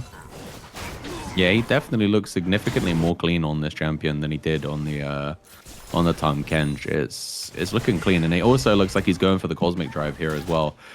You'll remember I mentioned in the champion select of game 1 when we were speaking about Volibear Volibear, when he has agency, feels like a tank. If he's the person starting the fight, if he's the person leading with his W and his E, well, we have a fight. Yeah, Maybe. hold that thought. We see Mundo coming in behind the Nautilus. Kaiser's going to jump over. Thankfully for the Mundo, he is tanky enough right now that it doesn't do too much, but they get nothing from the play. Meanwhile, they do see Yasuo walking up. Kaiser sends the Voidseeker, lands onto Izzy on the Vayne, does stun the Yasuo against the wall. Can't remember the name of that ability for the life of me right now. Condemn. I thought it was something like that. But both teams are just going to get out. Yeah, I think that's honestly actually really bad for the side of Rawr. They committed a lot of time. Sorry to interrupt. Spoopid is taking a lot of damage from this Nox Shen. Spoopid will pop the ulti though, but will just get shut down by the ninja. Big play for Nox. Meanwhile, Icy gets exhausted, but still looking to flash onto this Nautilus. Athelbard has been left without a tag. Athelbard will fall, and Nautilus will follow. Hecarim looks to come and tidy up the play, but will just get blown away by the Janna, but that's not going to be enough to stop him. We do see Vayne try and do damage, but she's going to fall, and Chaos looks set to follow. Yeah, this is... So I was going to say this is a really bad overstep by the side of the Sigma boys, but I mean, well, Yasuo might go down here, and this may be an overstep. Yeah. He's getting caught in the jungle, and he gets killed again by the Mundo. Yeah, there's some kind of egregious oversteps here, in my opinion, by the Sigma boys. I think Charmed and Afrobard, their deaths kind of saved a little bit by Fish 5 being able to secure the double kill. Definitely. But initially an overstep by them, and it was pretty dark for them to drop there, giving away a little bit of free gold. Same with, honestly, Spoopid as well in that top lane exchange, but he's about to make good on it. It looks like he might be able to get another solo kill. And Chaos Shelly is caught out, unfortunately, in their own jungle. Yeah. Not much they could have done there, just caught between a rock and a hard place, literally. Meanwhile, Fish 5 is taking a lot of damage again from this bot lane. That's another shutdown onto this Mundo. Now, maybe not the best champ to get it on, but a scaling Mundo is a dangerous thing. The Hecarim has double his CS right now and a 600 gold lead. I think, honestly, getting the shutdown on him isn't a bad thing. The kind of end game fantasy for the... Oh, we do see the Shen... He uses ult there, or am I imagining that? No. I think I'm imagining it, sorry. I thought I saw there was like an animation there, but I'm I think he was backing and just decided against it. Yeah, fair. The Nautilus does go wide though, and they're looking to try and punish. Oh, we have a pause. That was very brief. And we're back. Oh, okay. Okay, had me worried for a second there. It looked like the stream lagged, and then I was like, oh no. Ultimate here by Gig onto Waz. And Waz should just be dead. The Shen ult will come in and save his life. Yasuo's eating tower shots and will get shut down by this Xerath, thanks to the help of his top laner. And that's the power of the Shen. And the Mundo can just go and babysit top lane for a second, while Isaac gets knocked up, will get hooked again, but the Janna saves her ADC's life.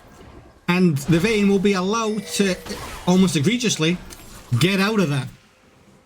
Yeah, big Tempest there by Janna is going to keep themselves safe. But yeah, I think on the side of the Sigma boys, I don't know, they're just getting a bit excited. I think they got a really good lead in the first 5 to 10 minutes of the game.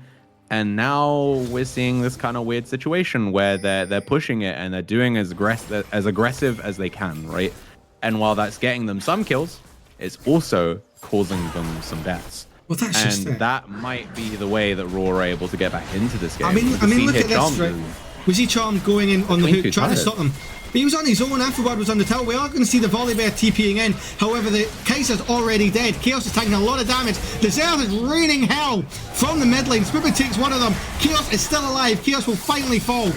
Meanwhile, Waz is having to deal with the Yasuo under his tower. But now Izzy can turn her attention to this big bear. Yasuo's not that healthy, but they decide against chasing it because they know the Headless Horseman is flying right down the river towards bot lane. Yeah, again, I question the kind of correctness of that play there, because don't get me wrong, again, they're trying to push their lead, and I think that's a good idea. But between both of the enemy turrets, Again, Charmed being on his own for quite a prolonged period of time there. And then Spoopid committing his TP, which, I mean, there's Herald up in like a couple seconds, and there's gonna be a Drake in like 2 minutes. He's not gonna be able to be at those objectives. Meanwhile, Nox is gonna be able to ult in and TP back to his lane after the fight finishes, you know? But it looks like we have an extended pause here, maybe. Do we know what the issue is? Oh, I can't even hear you, Tuba. So I'm on mute. I was mute. Yeah, I don't know why we've got a pause. I can't see any chats. But yeah, I mean, let's just talk about the game state right now. You know, it's 10-9. We've got about $1.50 of a difference. There's not that much there.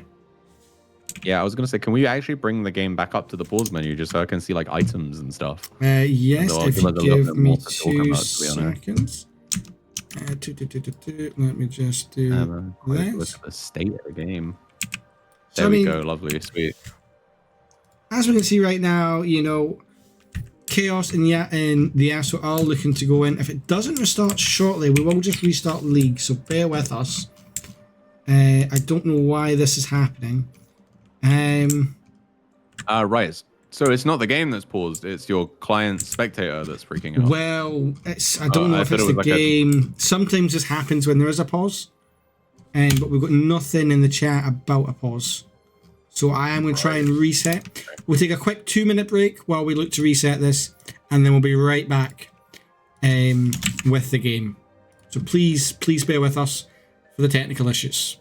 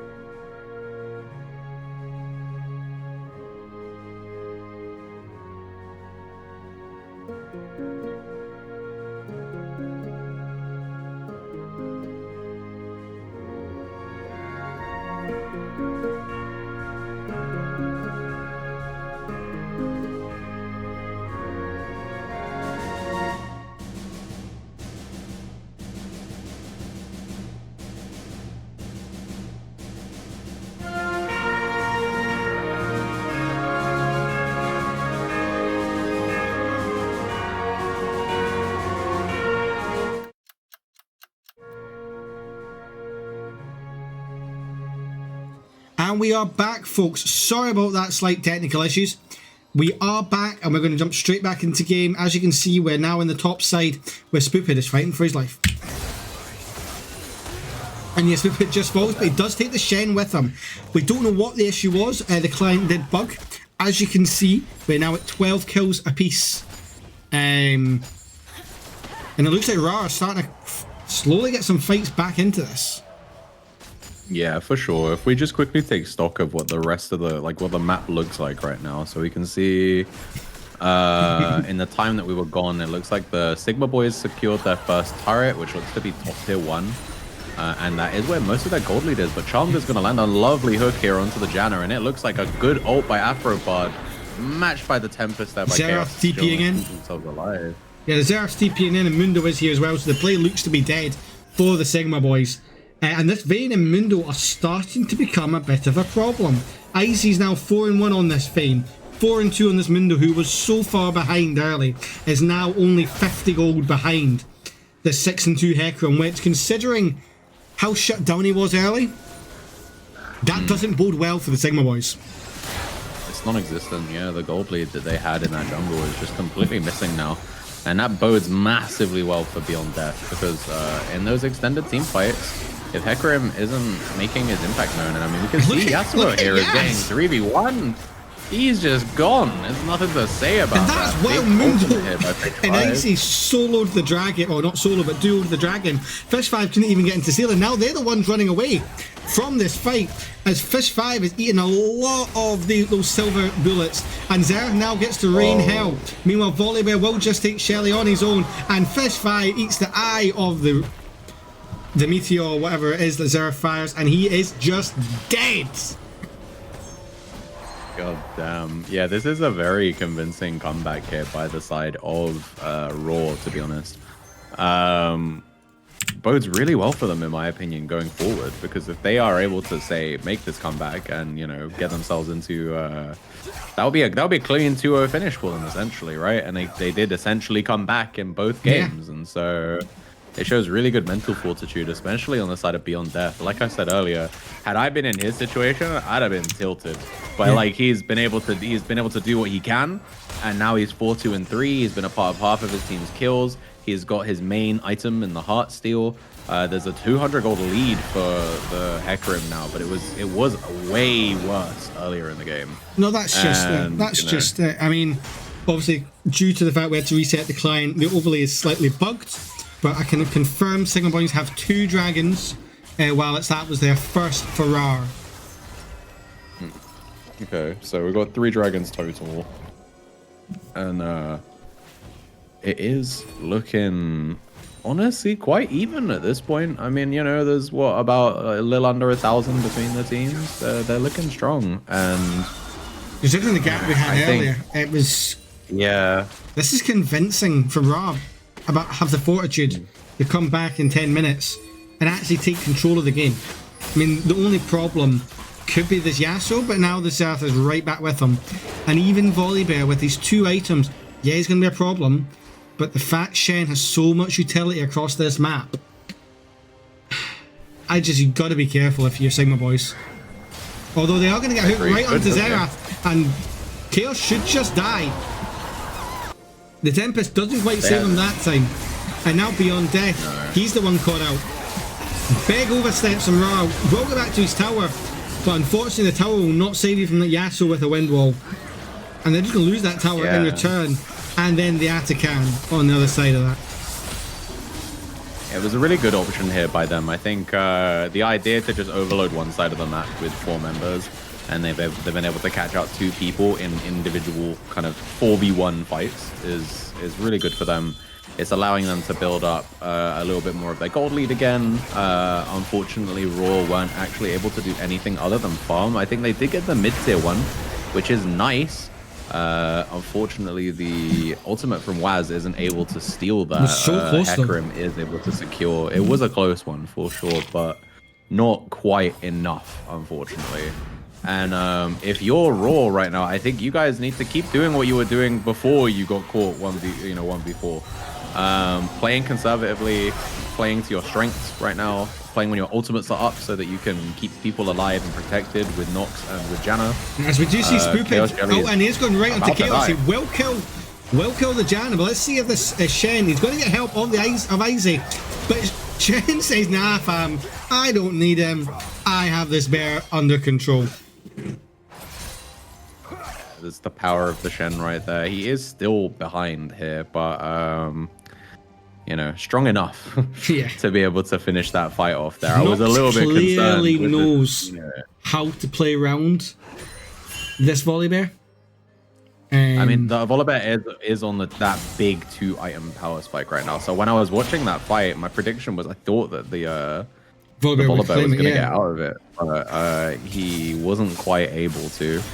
Meanwhile, we do but see yeah, Yas get spotted out by the Hecarim, by the Xerath Hypershot passive on that item, and they are just gonna back off, clear some vision, We've got dragon spawning in roughly 30 seconds.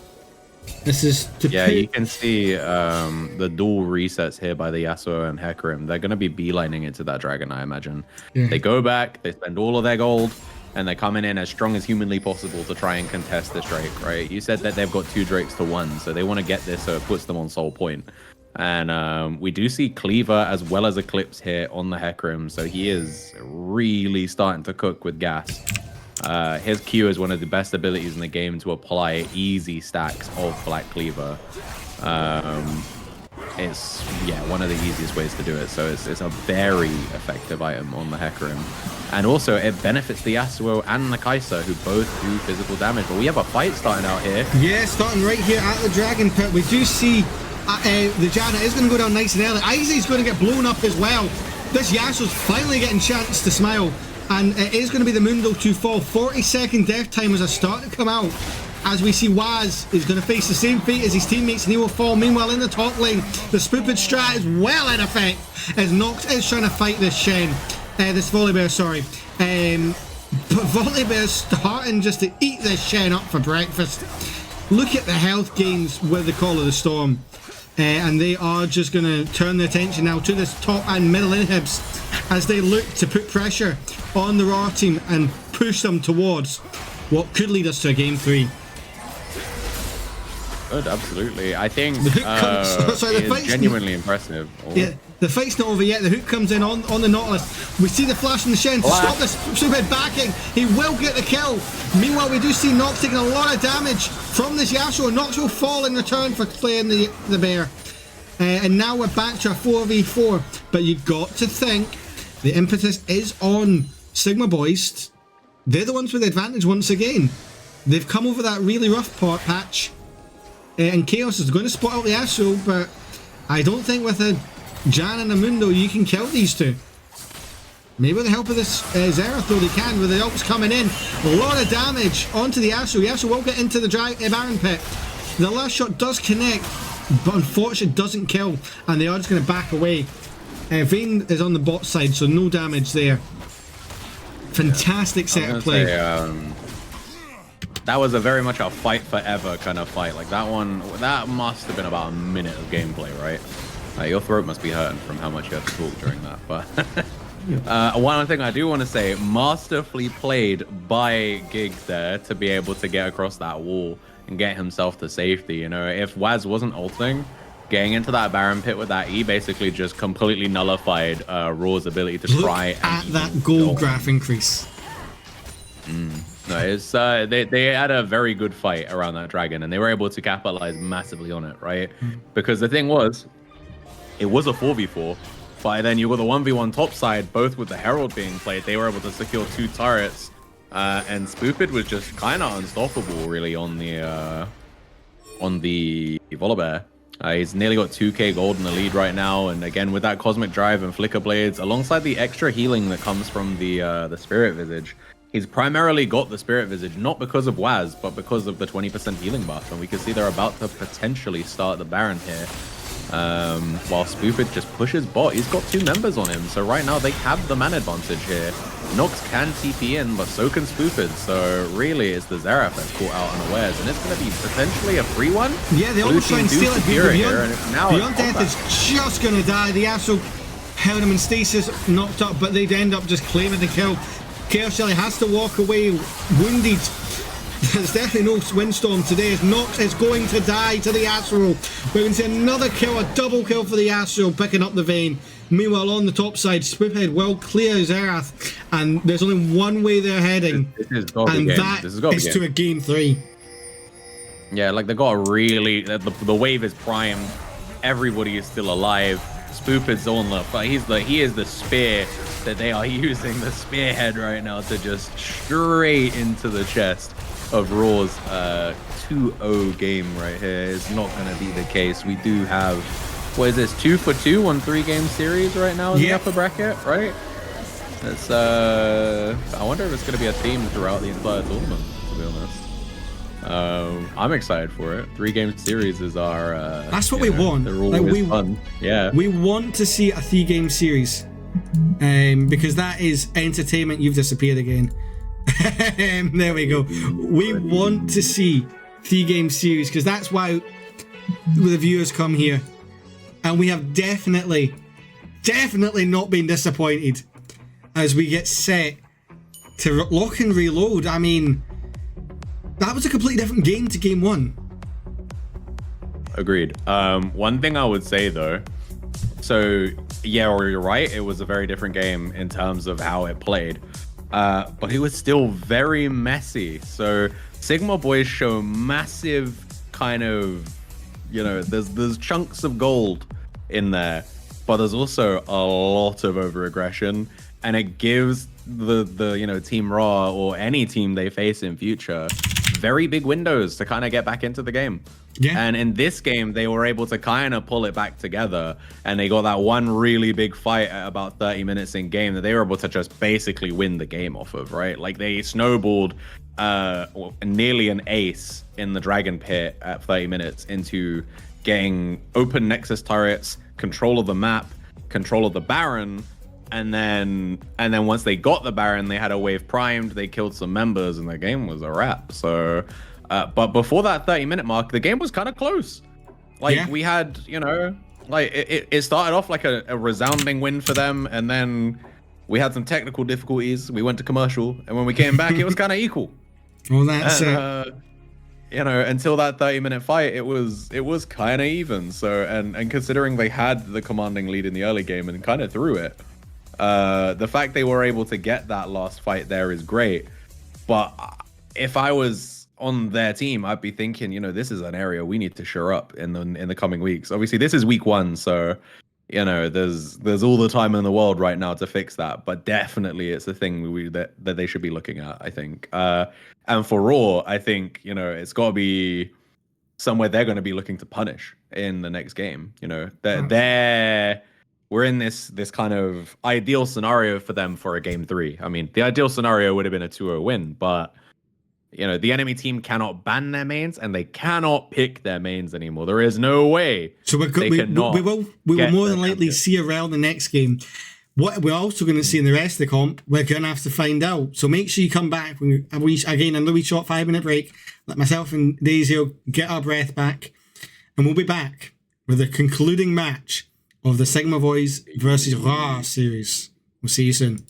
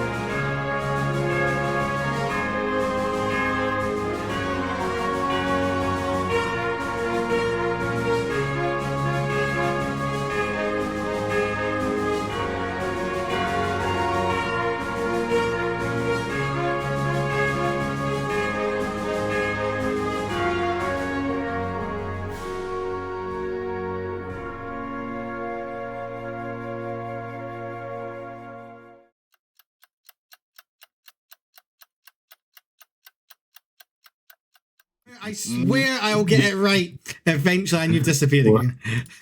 Welcome back, everybody. I am introing you into this final game There we we have go. here at League of Friends Fearless Season 3.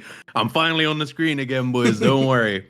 I don't need to be on the screen. If I'm here, if I'm not on the screen, as long as you can hear my voice, that's all that matters. Rawr and Sigma boys are bringing us to a beautiful third game. And so you're aware, this isn't a technical production issue. Sigma boys are on blue side for game 3. Rawr have elected for counterpick. They want that red side for the final game here.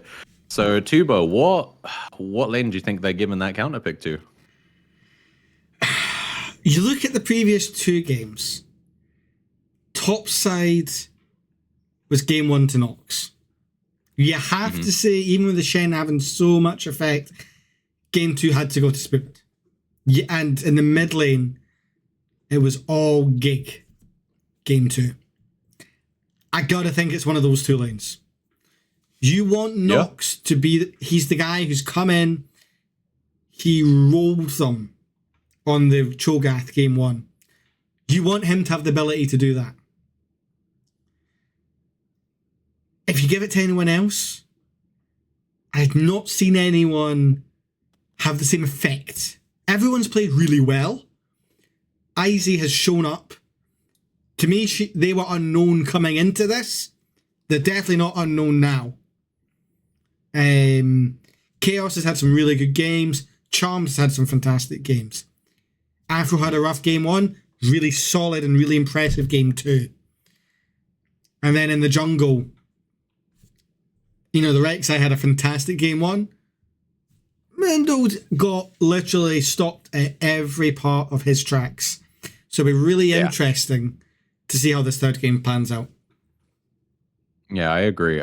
I'm very interested to see how the draft goes, and I want to see where that last counter pick is going to. I kind of think it might go mid, because I do agree that Gig on the Yasuo had a whale of a time. When we were talking about pre-game, pre-draft strategy, we were like, oh, I want to see Gig on something that can impact the wider map, right? But instead, they kind of just went for Lane Kingdom, and it worked. Yasuo was really hard for Wes to deal with. Yeah. And not only was it wasn't even just his problem, he made it Beyond Death's problem as well. He just walked up into his jungle. They when they knew he was on the chickens, they were just like, all right, cool, free gold, baby, let's go. And what could they do? Mundo didn't have the facilities to prevent that, and Waz was low on mana, so he couldn't stop it either, and it was just free.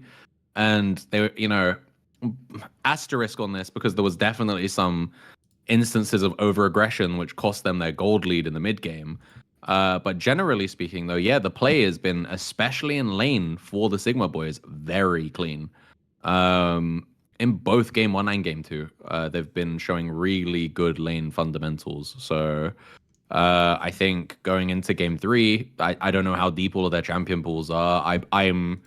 My lane of concern would maybe be looking top, because of the fact that the difference between Spoopid on the Volibear and Spoopid on the Tahm Kench was night and day. This game will define for me Was Tom Kench the norm, or is the Volibear the norm? Is he just insane on Volibear and okay on everyone else, or is the Tom maybe a pick they thought would work out and they got drafted out of? Maybe it just wasn't the correct place or the wrong place, wrong time kind of thing. I think the Tam is something that I know Spoopid has been working on, and it is in his champ pool. He's a really solid Tam. I just don't think it worked in that match into the Cho with how expert Nox was on it. However, the Volibear, as I was saying to you pre-match and we've waxed lyrical about on stream so far, Spoopid's Volibear is one of the few champs where he doesn't play his rank. He is up there, maybe not quite the same level as Luca, so I'm looking forward to that matchup because the Volibear will be even more hotly contested. But he has to be up there with the standard of Luca's Volibear. And he is known, and Luca's known as the Bear's Bear, after all. Yeah, I was gonna say Luca or Mr. Callisti's Volibear is something I'm familiar with, and it's dominant. Can't really argue that. I think for those of you that watched the stream, it was yesterday, right? Yeah. Game 1.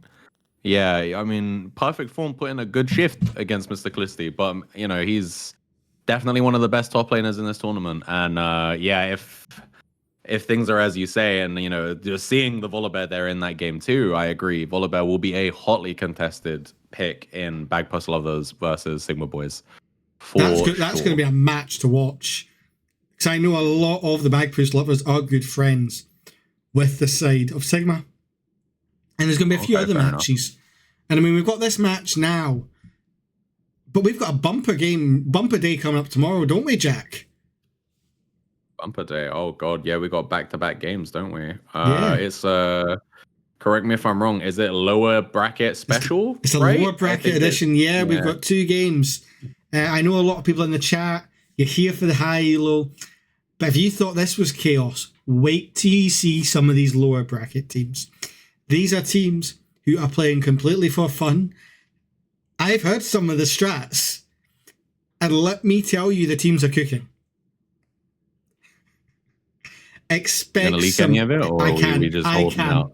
You have to tune in tomorrow to see whatever they're cooking, and I tell you, the stew is boiling. Like a little taste? No, No, I can't do nothing? that. I can't do that. I've been unfair on teams. I mean, you're gonna have to watch tomorrow to find out. Well, I mean, I'm gonna be casting one of them, so you know, we'll see how that goes. Yeah, so I believe it's myself and Hunt on the 5:30 p.m. game UK time, and then it's yourself and Z-Man for the evening game straight after. They're going to be some hella games. But no. Yeah, we'll have to see how it goes for sure. But less about tomorrow's games and more about the final game we have tonight. So how are you feeling about it? You know, with all of the things that have happened so far, who are you leaning towards? And also, this is not just a question to you two, but I want the chat to get involved too. You know, if you guys think Sigma's gonna take it, just give me a Sigma in the chat. If you think Raw's gonna get it, then give me Raw. We'll see how it goes. I want to see. I want visual stimulus on who we think is winning. I have to say, if this Raw team can get through that early game, because that's where they've had their biggest issues. We saw that game 1. They managed to overcome it. Let's see if they can do that in game number 2. Game number 3, sorry. Give me 2 seconds. Why is it not got to show my third game? Bear with me. The software has decided to have a moment.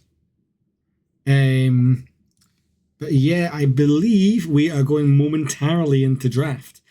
And oh, sweet. Let's go. There's definitely, you know, there's a lot on the line here, opening up your account 2 and 1 rather than 1 and 2. You know, at the end of the season, it could come down to that last spot. And that one game could make a difference. Yeah, just for the chat, could you remind us all how the scoring works on all these games? I remember there is a delineation between 2-0 victory versus 2-1, right? Yeah, so if you claim a series 2-0, you get the full 3 points on offer.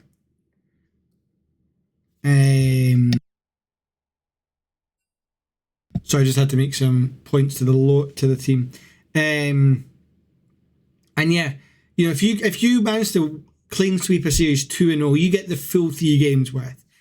However, if you only pick up 2 games and you lose that second game or the first game, you're only going to get 2 points because that third point goes straight to your opponent. Okay.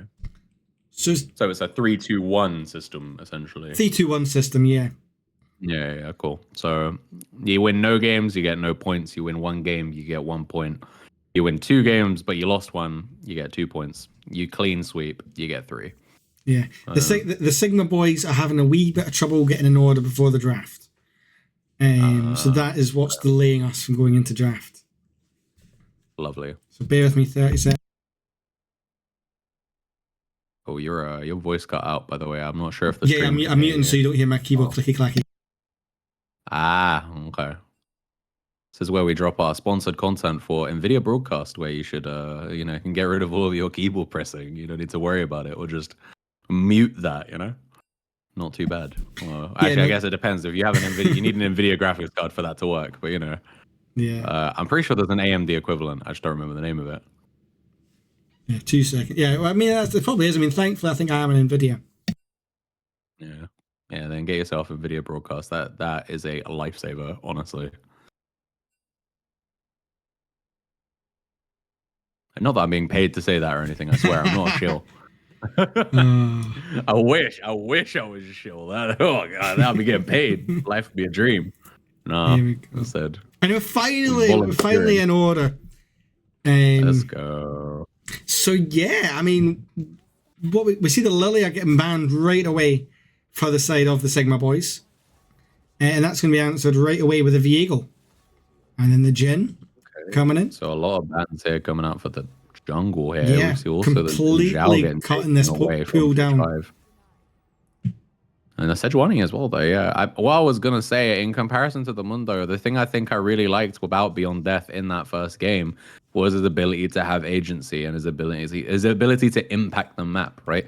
Like even though he was behind in the first few clears, he was actually able to have a lot of impact in the mid game on the Rek'Sai.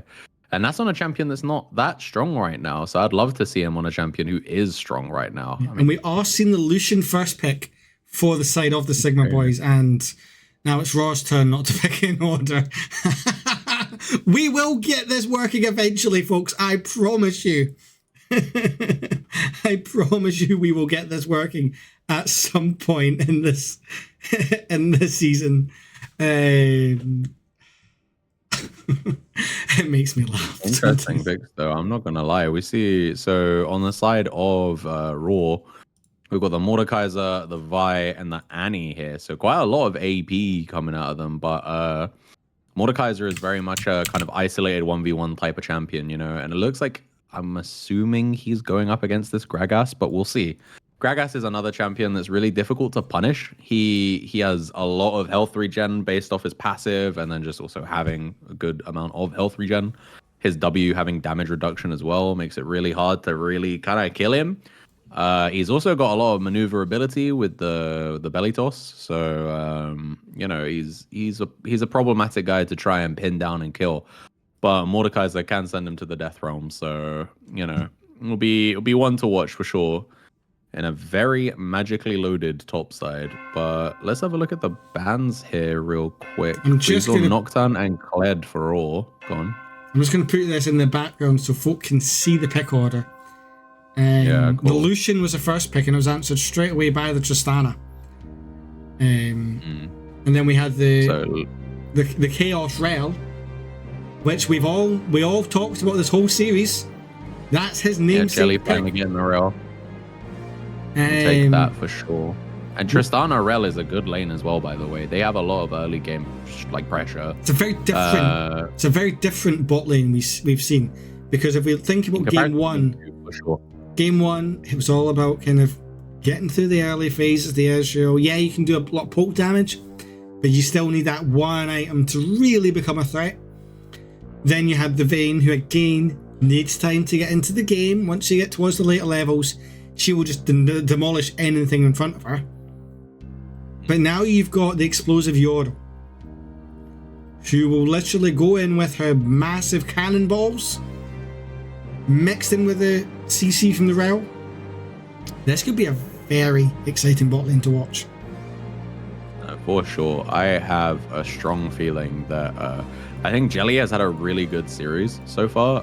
The Janna was able to clutch up a lot of they did a lot of saves in that last game, but it just wasn't really enough to keep the team in.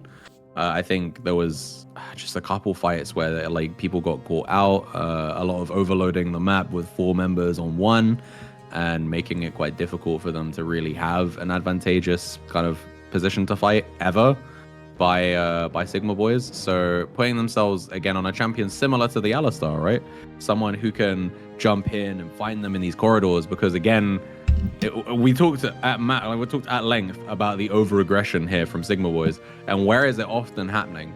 In the jungle, in these corridors, in these claustrophobic areas where champions like Rel and champions like Alistar thrive. Janna's not bad in those areas, but she's a disengage tool. She can't force things, she only prevents them, right? And I'm not gonna lie, Annie is also, and Vi is also really good in those kind of places. So I honestly really like the Rawr draft.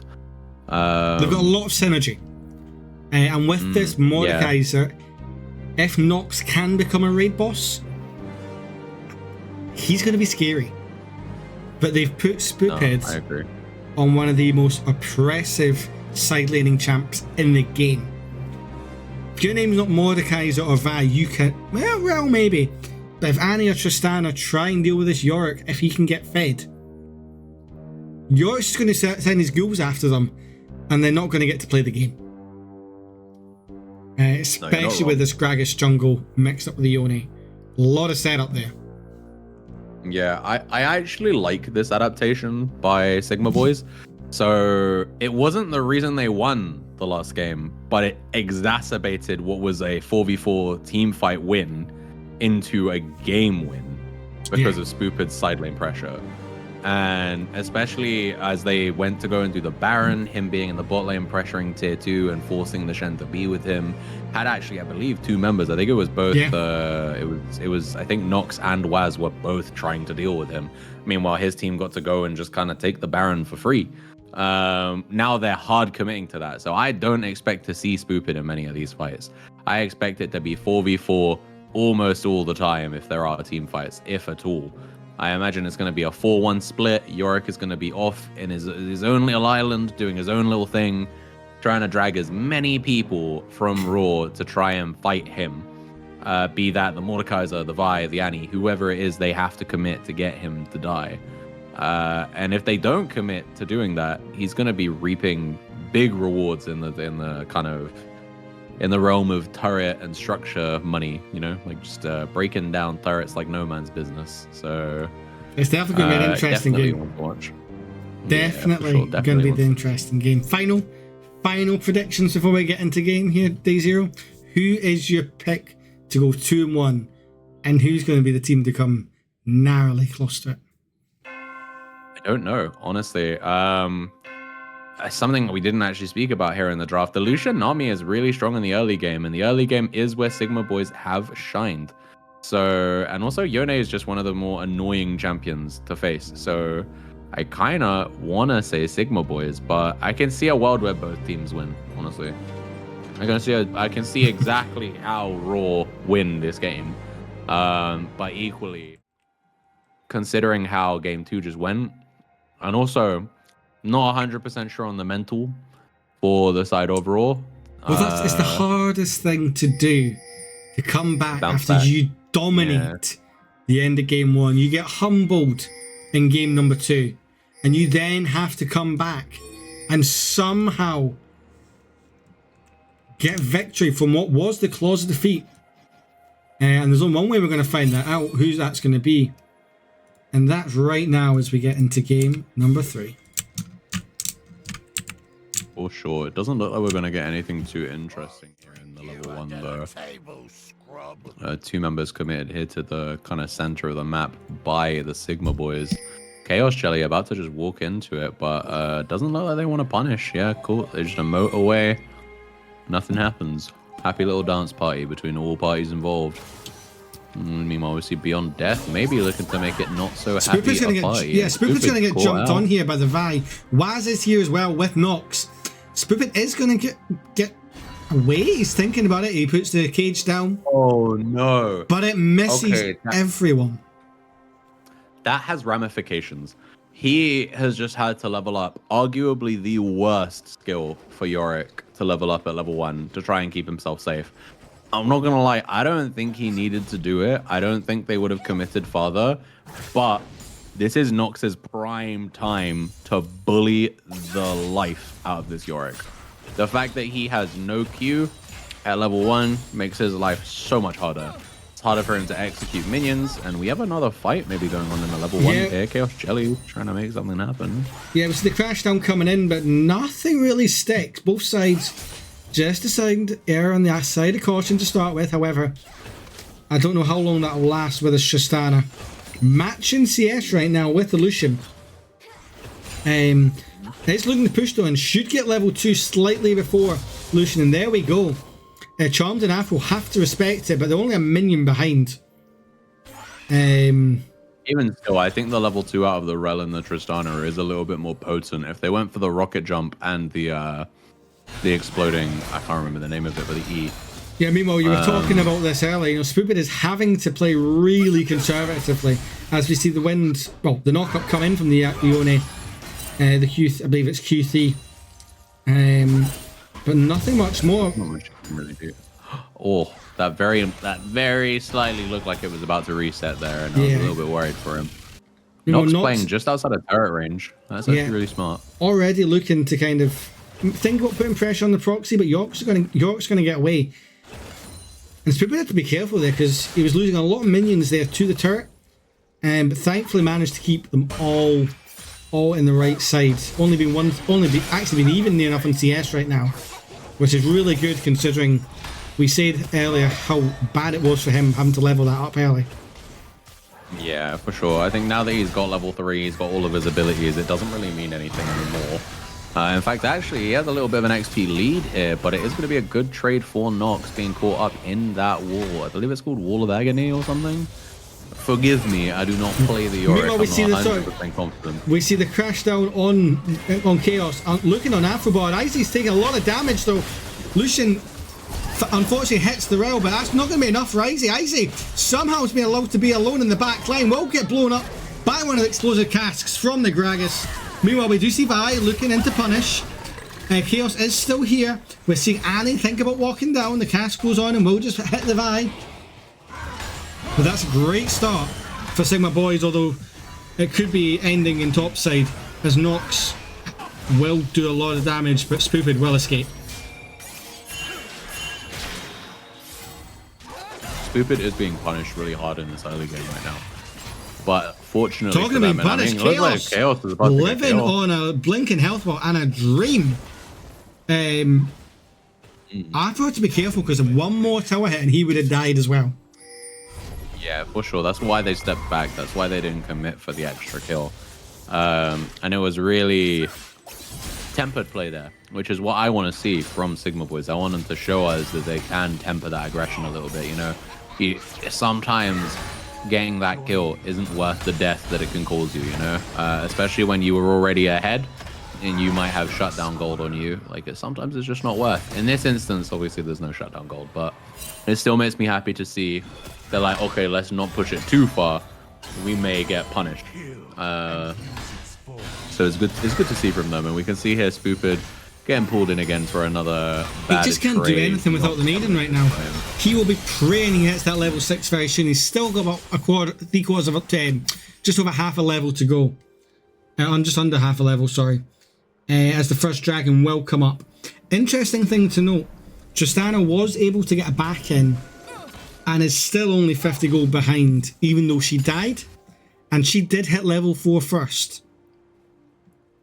which is very, very interesting to see. And Mod is doing a great job freezing this wave, delaying the spike of the Maid of the Mist. Yeah, I'll be interested to see the difference between the pickaxe and the Lucian versus the slingshot here on unknown. So I think attack speed is always a good thing on the Tristana, right? Especially on Tristana. Proc her passive more. It allows her to explode the E quicker. You know, she's obviously got the attack speed steroid built into her kit. She's someone who loves that kind of stuff. And the extra bonus damage off of the slingshot's also great. Yeah, we see on the map both jungles are loitering near the bot lane, as Waz gets hit again by the Spirit Unbound from the from the Yone. Sorry, same family. And it now looks like Fish 5 is looking to make a play on this Tristana. Charmed will miss the bubble. Waz is taking a lot of damage again. He does have Tibbers up and ready to use. Has to flash away, but Vi's now in the mid lane. And they're going to look to turn this on the Yone, who's the wrong side of the lane for the towers. Will managed to go the long way around. Meanwhile, Chaos has eaten a lot of the Lucian's bullets. Gragas has decided not to commit to the play.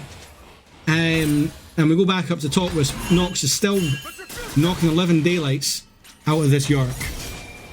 Waz flashes in, but Waz will get the kill. That electrocute crop saved their life. Interesting note, Tibbers was not used at all. I don't believe. Yeah, Tibbers is still there. I don't know if he maybe missed levels.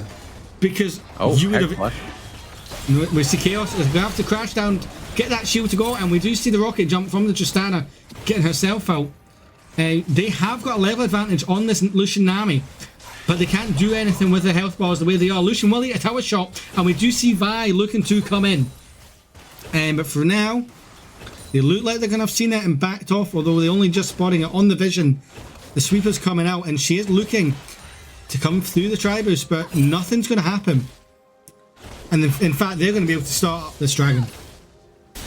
This is a very risky dragon start, I'm not going to lie.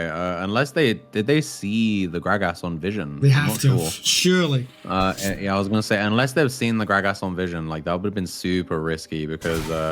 How do you feel of giving a Yorick uncontested 3 grubs now? Very messy, not gonna lie, very messy.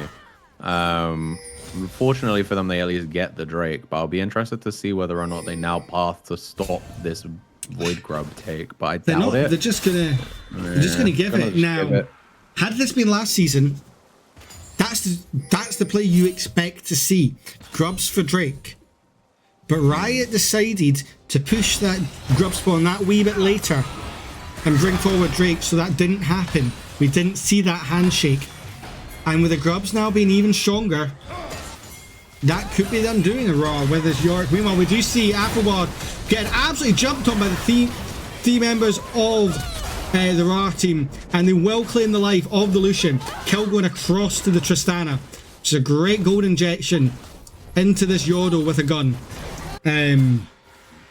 Great work from the Vi to get something bot side. But Spoopid's finally seems to be taking control of this top side. Beyond Death has majorly pitched a tent in the bot lane.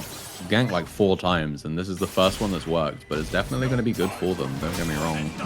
As we see the Yone out coming out on the tower, doesn't quite kill, and Tibbers comes out. Tibbers unfortunately won't claim the life of the Yone, who lives on literally a blinking health bar. And that's a lot invested to not pick up the kill. And although Vi's looking to maybe do something, decides against it. The voices were there. The next kill, which looks like it could come in top lane with these ghouls. Spoopid is just hitting them for fun. We've got a baseball team doing batting practice to try and join the Sluggish Disciples with a baseball bat, not batting those grubs and ghouls away. But the kill's going to have to wait. The feat of strength won't go across either side, both of them, with 1 on the objectives and 2 on the kills. They might be able to bait here. Vi is nearby, and Assault and Battery, I believe, is back up. So if they can bait Spoopid into trying to dive this, they might have an angle, but he does not look like he's going to do that right now. He's happy to stay back, chill. He's only 100 gold down anyway, you know, in terms of real terms with the items he has. I think he's actually ahead right now. from a stat point of view. So, he's happy to chill. And, now we're going to see Mordekaiser is going to bait. He's going to probably come back with most of that Ryla is ready to go. This has been the most aggressive early, but nobody's died. Yeah, I was going to say, I don't think it's been the most aggressive early. Game 2 was definitely more Hold on to that thought. We see top side. We see Vi going in onto Spoopin. Nox is here as well. The Mordekaiser, he is probably going to take him to Brazil, but not going to bother.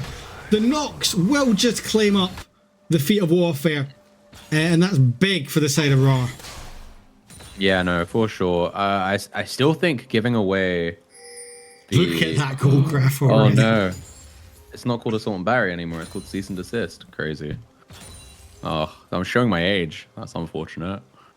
What was I going to say? It was really smart there of Beyond Death to stick around. Because as soon as Nox TP'd back, we could see he finished his first item. There was an item advantage. They were able to punish with the bio. Waz is going to just die again on the tower. Nox is low as well. Meanwhile, we see the Rail going in with the Magnet Storm and Tristana. Tristana's going to be able to just free fire and will blow up that squid. She just gets popped like sushi. Meanwhile, they are chasing after Lucian. Not going to get anything, but Nox is on vision here. Spoopin is going to go in.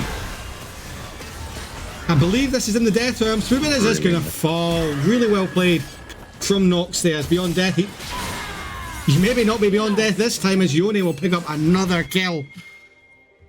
This Masked Man is starting to become a bit scary. 1.4k. Yeah, the Yone is becoming very Chaos is problematic. tanking the tower and will fall. Dive. And look, even Fish 5 is here to pick up the pieces. They have overcommitted here, and this is going to be a free second kill. Afrobard's going to be more than happy to take that. Try and even up gold here. Graph. Yeah, this gold graph, I'm much more of a fan of this one than I was of the last two. The last two were much more like stark, and then it just kind of declined. These ones, it's like back and forth, back and forth. It's very much more an equal game this time, as opposed to game 1 and game 2. I am much more intrigued as to how this one will play out. Waz has been getting very much abused in this mid lane, though. Hasn't been able to have much impact at all, so we'll have to see as the game progresses. I think he's going to become kind of a stun bot in the mid game. His whole job is to set up for Tristana and Mordekaiser. That is his only job. Him and Vi, or her and Vi, sorry, with Annie, their only jobs are to set up. Yes, Teva's going to deal a stupid amount of damage. I was going to say one of the situations right now is quite difficult for the Annie. We are going to see the Cease and Desist coming out with the Magnet Storm on the realm. The Nami is just going to die again for the second time, and now they're going to turn their attention onto this Gragas, who is going to just explosive cast them out of there. Chaos is going back in. They're going to try and take the Lucian down, but unfortunately the Yone will just pick up the Tristana, and Chaos will be following suit in just a moment. Doing really well to waste the time he can, but no matter how tanky he is, he will fall. And that'll be a killing spree for Afrobard on this Lucian. 3-1 now, with Imperial Mandate coming through on his Nami. A very good play here for Afrobard for sure. 3-1-3, and on his first major item as well with the Berserker's Greaves. It's going to make his life super comfortable right now. You know, this is where him and the Nami really want to shine as well. And with how much focus both Beyond Death and, as a result, Fish 5 have been putting on this bot lane, it feels like both teams are kind of deciding he who wins bot wins the game, essentially. And we can see, actually, Sigma Boys do claim that second Drake here. So first Drake for themselves, second Drake of the game. And we do find that the Chemtech Drake is going to be our soul. So who do you think that suits more? Who do you think Chemtech... Yeah, I think we're going to have to say, yeah, I think it suits Sigma Boys more. They have a better extended team fight by a country mile. The Yone, the Yorick, and to a lesser extent the Lucian are people who do really well. And you know, the more rotations of Afrobard's abilities he can get off, the more his passive will trigger, the more damage he gets out. And just, you know, whereas I think Waz and Beyond Death are like, we burst them with our one rotation of spells, and then we need to wait for all of our cooldowns to come back up, and then we can go again, right? Yeah. Whereas Yone and Yorick and Lucian are kind of happy to just auto attack, especially if Flicker Blades gets into Afrobard's inventory anytime in the near future, because then his cooldown will be reduced every time he auto attacks. So, you know, very strong in extended trades. And honestly, yeah, Gig on this Yone, as we can see. Double knock up and out from the Yone. We'll pick up the Tristana. Chaos looks set to follow as the mid tower falls. Beyond Death, he has got 4 champions raining down on him. A 5th one is just joining them in the York. They're looking to end through mid here right now. They want that game to win. They're at least going to break open a lot of this base. 5 of them charging down this mid lane with the minions and the grubbies to follow. And this game is about to be blown up. Meanwhile, York is deciding he's going to take the red bot side, and they're going to go for the tier 2 instead. Smart decision, to be honest. I was going to say, like, I don't think even if they get that inhibitor, there's no way they win the game here. And honestly, in my experience, if you open up, especially the mid lane inhib, like it's just a free place for their late game carries to farm. Yeah. Like it doesn't really do too much. You can't really punish them for trying to farm because it's in their base. So what can you do? You know, like you're not going to be there in their base killing them when they try to get the farm. So it's essentially just a free funnel for them to just soak up the XP and the gold on the champions they want it on. And unless you can achieve a massive amount of things while that inhibitor is down, which when it's only 15, 16 minutes in the game, you kind of can't. It can often bite people in the, bite people in the arse. So I actually really respect the choice there. But I mean, that gold graph that they just gained before we go in the next team fight, that's a stock buy and a half. Meanwhile, we do see get caught in the top lane. However, Nox is just going to eat a lot of damage. We do see the Yone out coming in, but Nox will get the shutdown. 3-0 on this Mordekaiser. He's the only one who's having a game right now. Beyond Death is not Beyond Death for long. Will die. Mord is doing everything he can to become a raid boss right now. However, will get knocked up by the Nami. Now Chaos going in with the Magnet Storm will pick up the Gragas. However, Waz finally gets a shutdown onto the Lucian. And what was looking a really rough fight turned out quite nicely, but Yorick is getting chunks in that bot lane.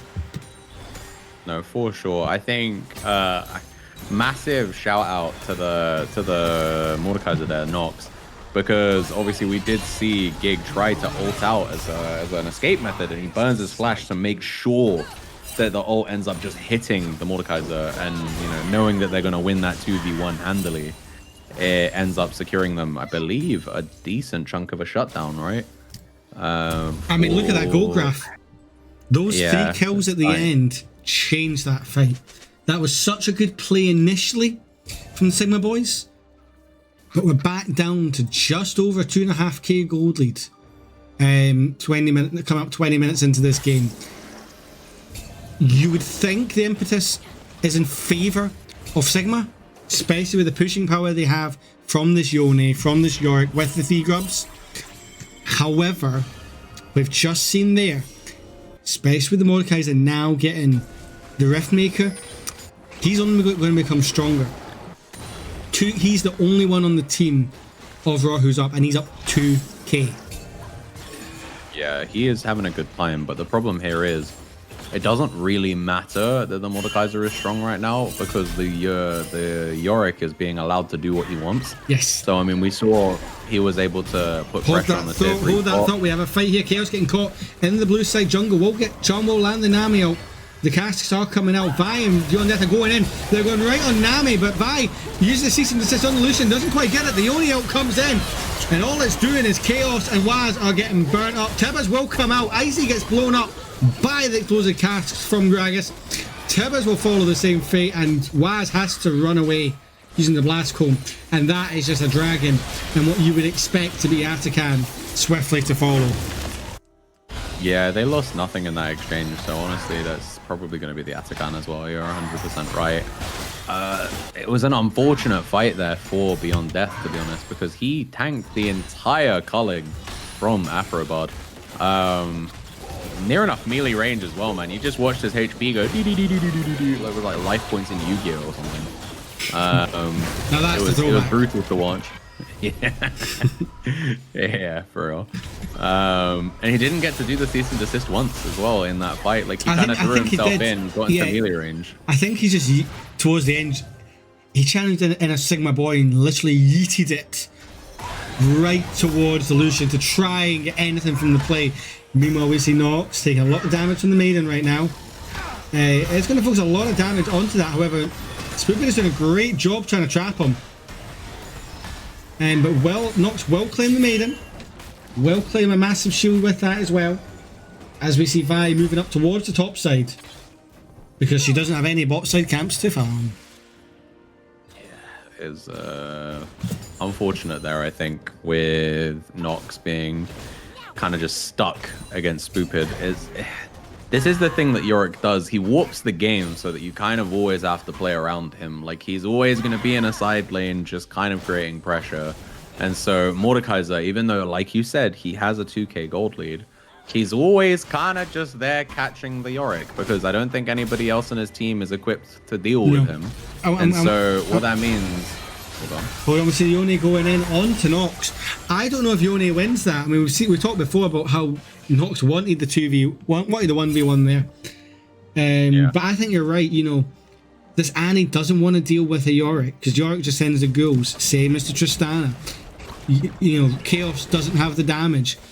And this is an 0-5 Vi, and the pick just hasn't quite had the effect I think they wanted it to. You know, this Gragas has done a great job of shutting it down.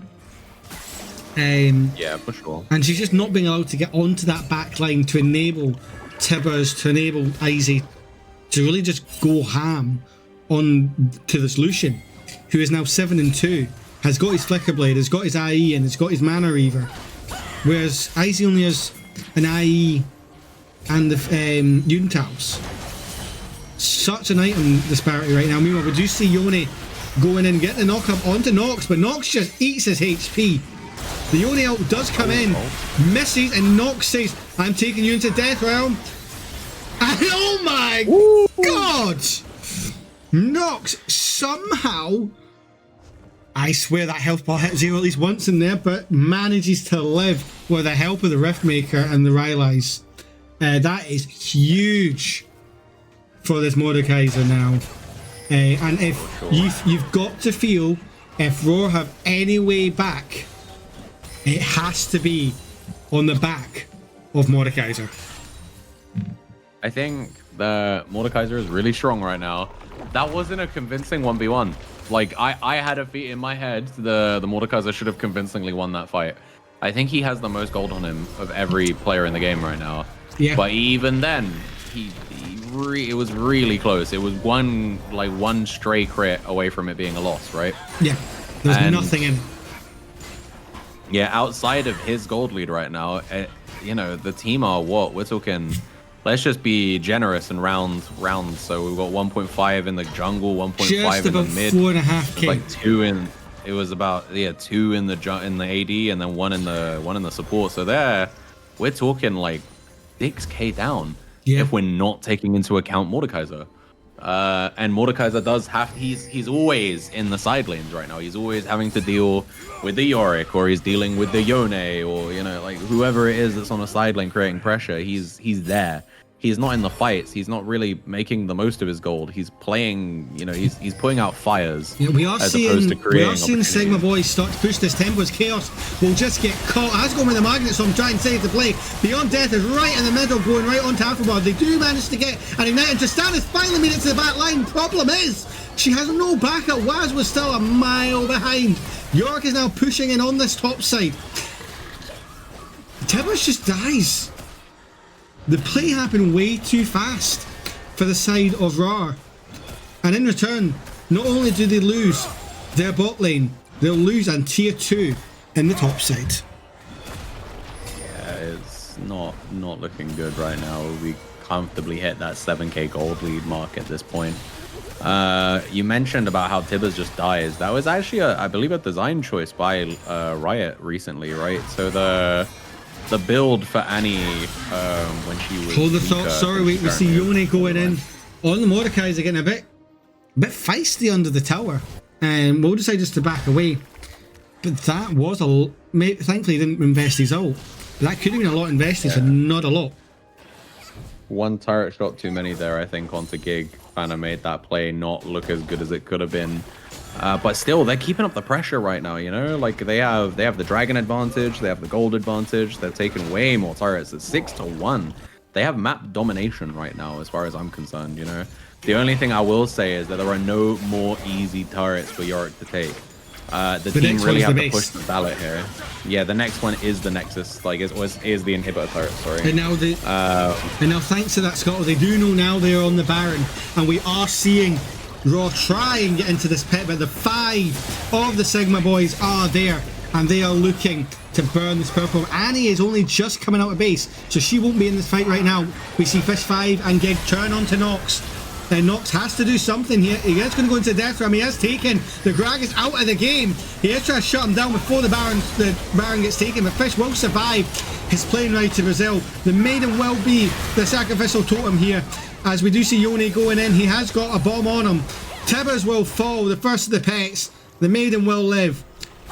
But for the side of the Rawr, you're going to fight to live another day. However, Gragas is going to have to deal with this 0-5-5. It's an interesting call to go in, but Chaos is here. The jumps are there. Chaos with a crash down. Afrobard trying to do some damage onto the support of Rawr. Tristana will blow up the jungler. Meanwhile, we do see the TP from the Yorick coming straight from the base. The Maiden is a long way to go. They'll eventually teleport there. They now look to turn onto the Yone, who is just walking away. You have to deal with this Yorick, though, who is going to be hard pushing onto this tier 2. But it looks like Mordekaiser will get back just in time. As Yone goes back in, and we're seeing Engage hits a couple. Afrobard is now isolated from the Yone. Will get the kill on the Tristana, but it will be followed up by, as it looks like they're going to probably get another kill in mid. Yet the Yorick will fall in the top lane. It's all happening over the Rift, boys and girls. And it looks like the TP is going to come in, because this fight is not over. Mordekaiser is back into this fight. Oh my god! And now it is Rawr's turn to take control over the big purple worm. Oh, I need a breath. I was about to say, take a breather. Take a breather. I got this. Don't worry about it. We got Rawr here. Trying to take this Baron, but it looks like they're going to have a contest here. Gig and Charm, they're going to make it as hard as possible. Tidal Wave is going to come out. Bubble's going to land on the Chaos Jelly, and Yone is going in. Yone's going to try his hardest here. They are going to get a kill. Beyond Death is going to shut down the Nami, and it looks like the Yone might get punished. He gets Chaos Jelly, and he's actually going to get out, because Fish 5 is here to defend him, but Waz is here with a stun, and a double kill for Mordekaiser. Probably going to be the Baron here. We were just saying how it was all Sigma boys. They were playing the map to perfection. They decided to move on to this Baron. Oh, look, Afrobard is in the corner, though. Afrobard's trying to make something happen here. He's going to get the culling out, but it's not going to be enough. Unknown and Waz are going to get away there, and the objective is going to be taken. God damn. How many...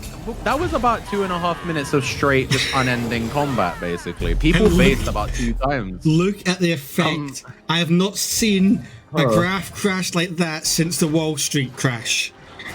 Yeah, that good graph has collapsed. From what, about 3k gold straight down to basically parity? They were 6k gold up when they started that Baron. They are ending it only maybe a grand 1.8k up.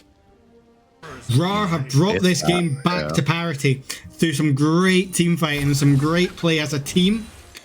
You know, this Vi got some really nice moves onto the back line of Sigma boys.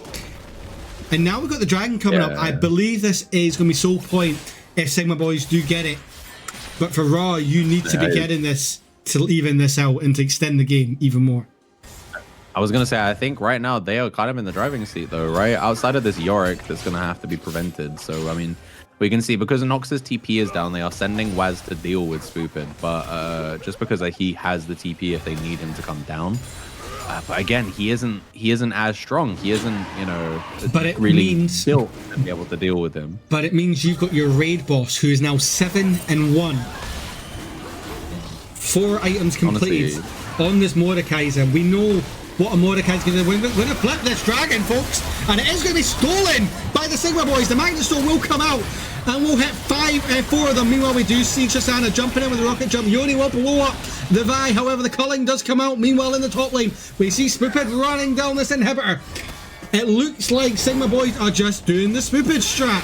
They are literally creating havoc, stopping the backs. Mordekaiser did manage to get out. However, the Yoni will pick up 2. That is going to be a 2v5 for Rawr to have to defend.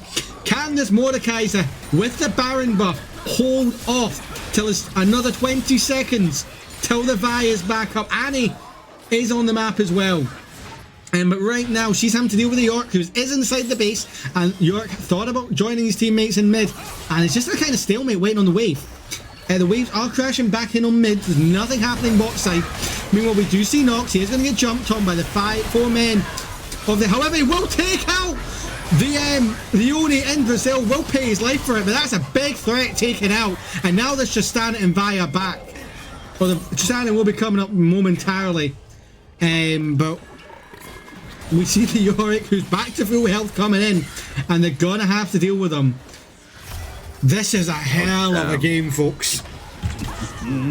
Unending fighting, and here we have the cease and desist come here onto Spoopid as well.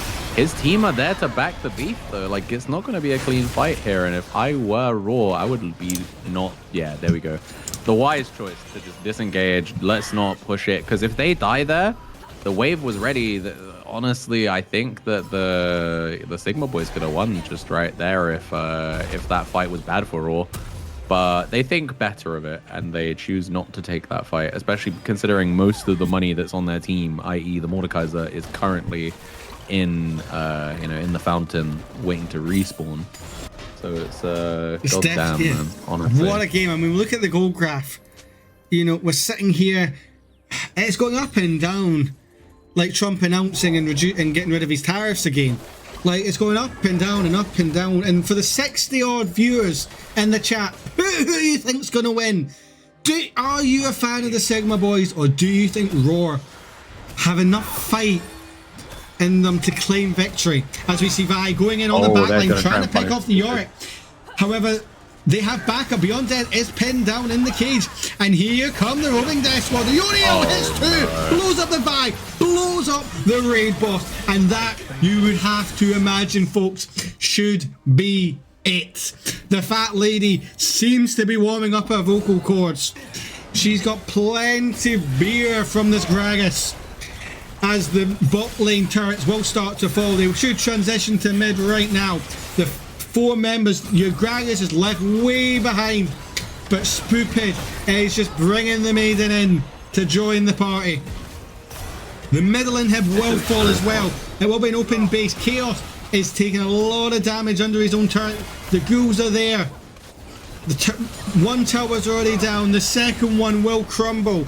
And it looks like, provided this fight goes to plan for the Sigma boys, which it should do, is the beautiful double knockup from the Yoni. We do see Izzy have to retreat back to the tower. Beyond That is back up for a split second, as it will be the Sigma boys who are going to reverse sweep Rawr. God damn. What a game. Holy. So I suppose you heard it here first. Vibes win games, boys. Sigma boys, they damn. That was... I'm not gonna lie, that game 3 was hype as hell, man. Oh, it was The whole so series. back and forth. The whole Yeah, I series. The series so was hype. good, but that game 3 was, you know, just very That was a hell of a tight. series. Two really Honestly, good... it makes me excited to see. It makes me excited to see how these teams will perform going forward in the next few weeks. We got a whole like 2 months of this, boys. So you know, everyone better buckle up, because that was an insane match. It was genuinely so insane to see. You know, 2 really, really good teams fighting off against each other. And Jack, as Anphilgus has just said in the chat, that is 2 reverse sweeps we have seen already this season. We're 2 games in. We've got the whole lower, we've got 2/3 of the lower bracket to come tomorrow. Then we're still working on Thursday's games, but then we've got a whole weekend of entertainment. What? We're only a week 1 and we're getting games like this. It's a lot, man. It's a lot. I am excited to see how the rest of this tournament plays out because genuinely, after the first 2 games, you know, two upper bracket series, 2 reverse sweeps, 2 very interesting series in my opinion, and you know, I think honestly, very murky, very bloody, very heavy fighting series. Neither as well. team was, and these, you know, convincingly too old anyone. All 3 games, there was so much. But yeah. And we have a lower bracket tomorrow. Lower bracket is going to be even more. That's going to be so spicy. And yeah, we're going to get an interview. Let's, Waz and Afro, if you want to come in. You should just be able to jump into the VC. Let me just expand it. Just to get welcome. It's my time. Oh, stupid. Sigma boys! Woo! I'm so Jesus! Sigma boys, Sigma boys. I am so genuinely fucking happy with my boys. nice. I'm Afrobot in this. I told him if we're winning, I'm taking the interview. What a series, Spoopin. I mean, talk me through game 1. What was the kind of vibes? Was there any kind of the combat you guys had? You can see the draft. We kinda in a way we kinda into the draft in a way. Waz's team, Rawr, beat us in the draft selection. They played incredibly good macro-wise and just like individually just played well. And I have to just give it to Chaos. I didn't think he was that fucking good on Alistar. We were just like, he's picking Alistar. That man is crazy, like literally. And we did come into game 1 and just like, okay, well, what are we gonna do? We fucked up a little bit macro and we didn't do anything good about it. So we just reset our mental into game 2. And it was just like something happened with the boys. Like we praised the Sigma, like literally. Nice. Oh goddamn! Yeah, one thing I do want to. Oh god, no! You go ahead. You go ahead. Ladies, okay. I'm here for everybody. Yeah. All right. Cool. I'll go first. Sure.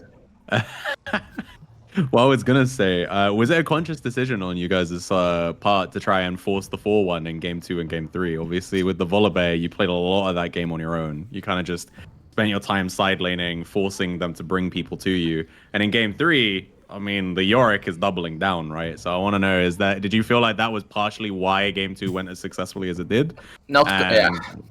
No, No? you go ahead, Jack. Just continue. No, that was pretty much the end of the question, dude. Go for it. I'm not gonna lie, and I will pointedly just say this, that everybody in like upper bracket compared to like a lower bracket knows that I love to play Volibear. When they banned it game 1, it's everything just ruined for me. I am notoriously known for my Tom Kench, but Nox just like he played the Cho'Gath lane so well, and I knew from like this is giga a little bit like banter. I hope so people take this, but I knew from start that I was gonna win that lane when I played against Shen. I have played that matchup so many times, and when I killed him the first time, I was just like, you know what, guys, I'm just gonna do split push duty because I am not the main character in my team. Like literally, yeah, I do stupid stuff like dying in a 1v4, but as long as we get objective, we get turrets, we get like the important stuff. My life is not important in that scenario. Like I play weak side in like 3 seasons now, Jack. They don't leave me alone top lane, and when I get the chance to like play Volibear, like yeah, it was so funny. Same as like the Yorick game, we knew from start it was either going to be Yorick or it was somebody else. I can't quite find out who it was, but we knew from the start. We also knew that we were gonna face a Rel, and we kind of also had to take out Wes. I'm very sorry for that we took every champion he had. So it was just like in like humble of opportunity. Like the boys, I would just say I'm speechless when I win with the guys though, because we come into this tournament and we are underdogs as hell. We are an emerald diamond guys. We're With just a chilling. This is grandmaster, admit. yeah, but this like I said though, GM is fake as he's a fake as GM because he's flex. But again though, like we are just a friend group. I was not supposed to play in the upper brackets because I was supposed to get drafted.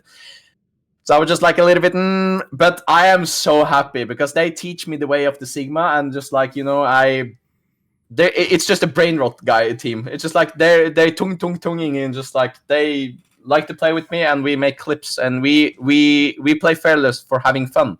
Game 1 was a shit show, but we do what we're best at, and I'm so happy that we reverse sweep them.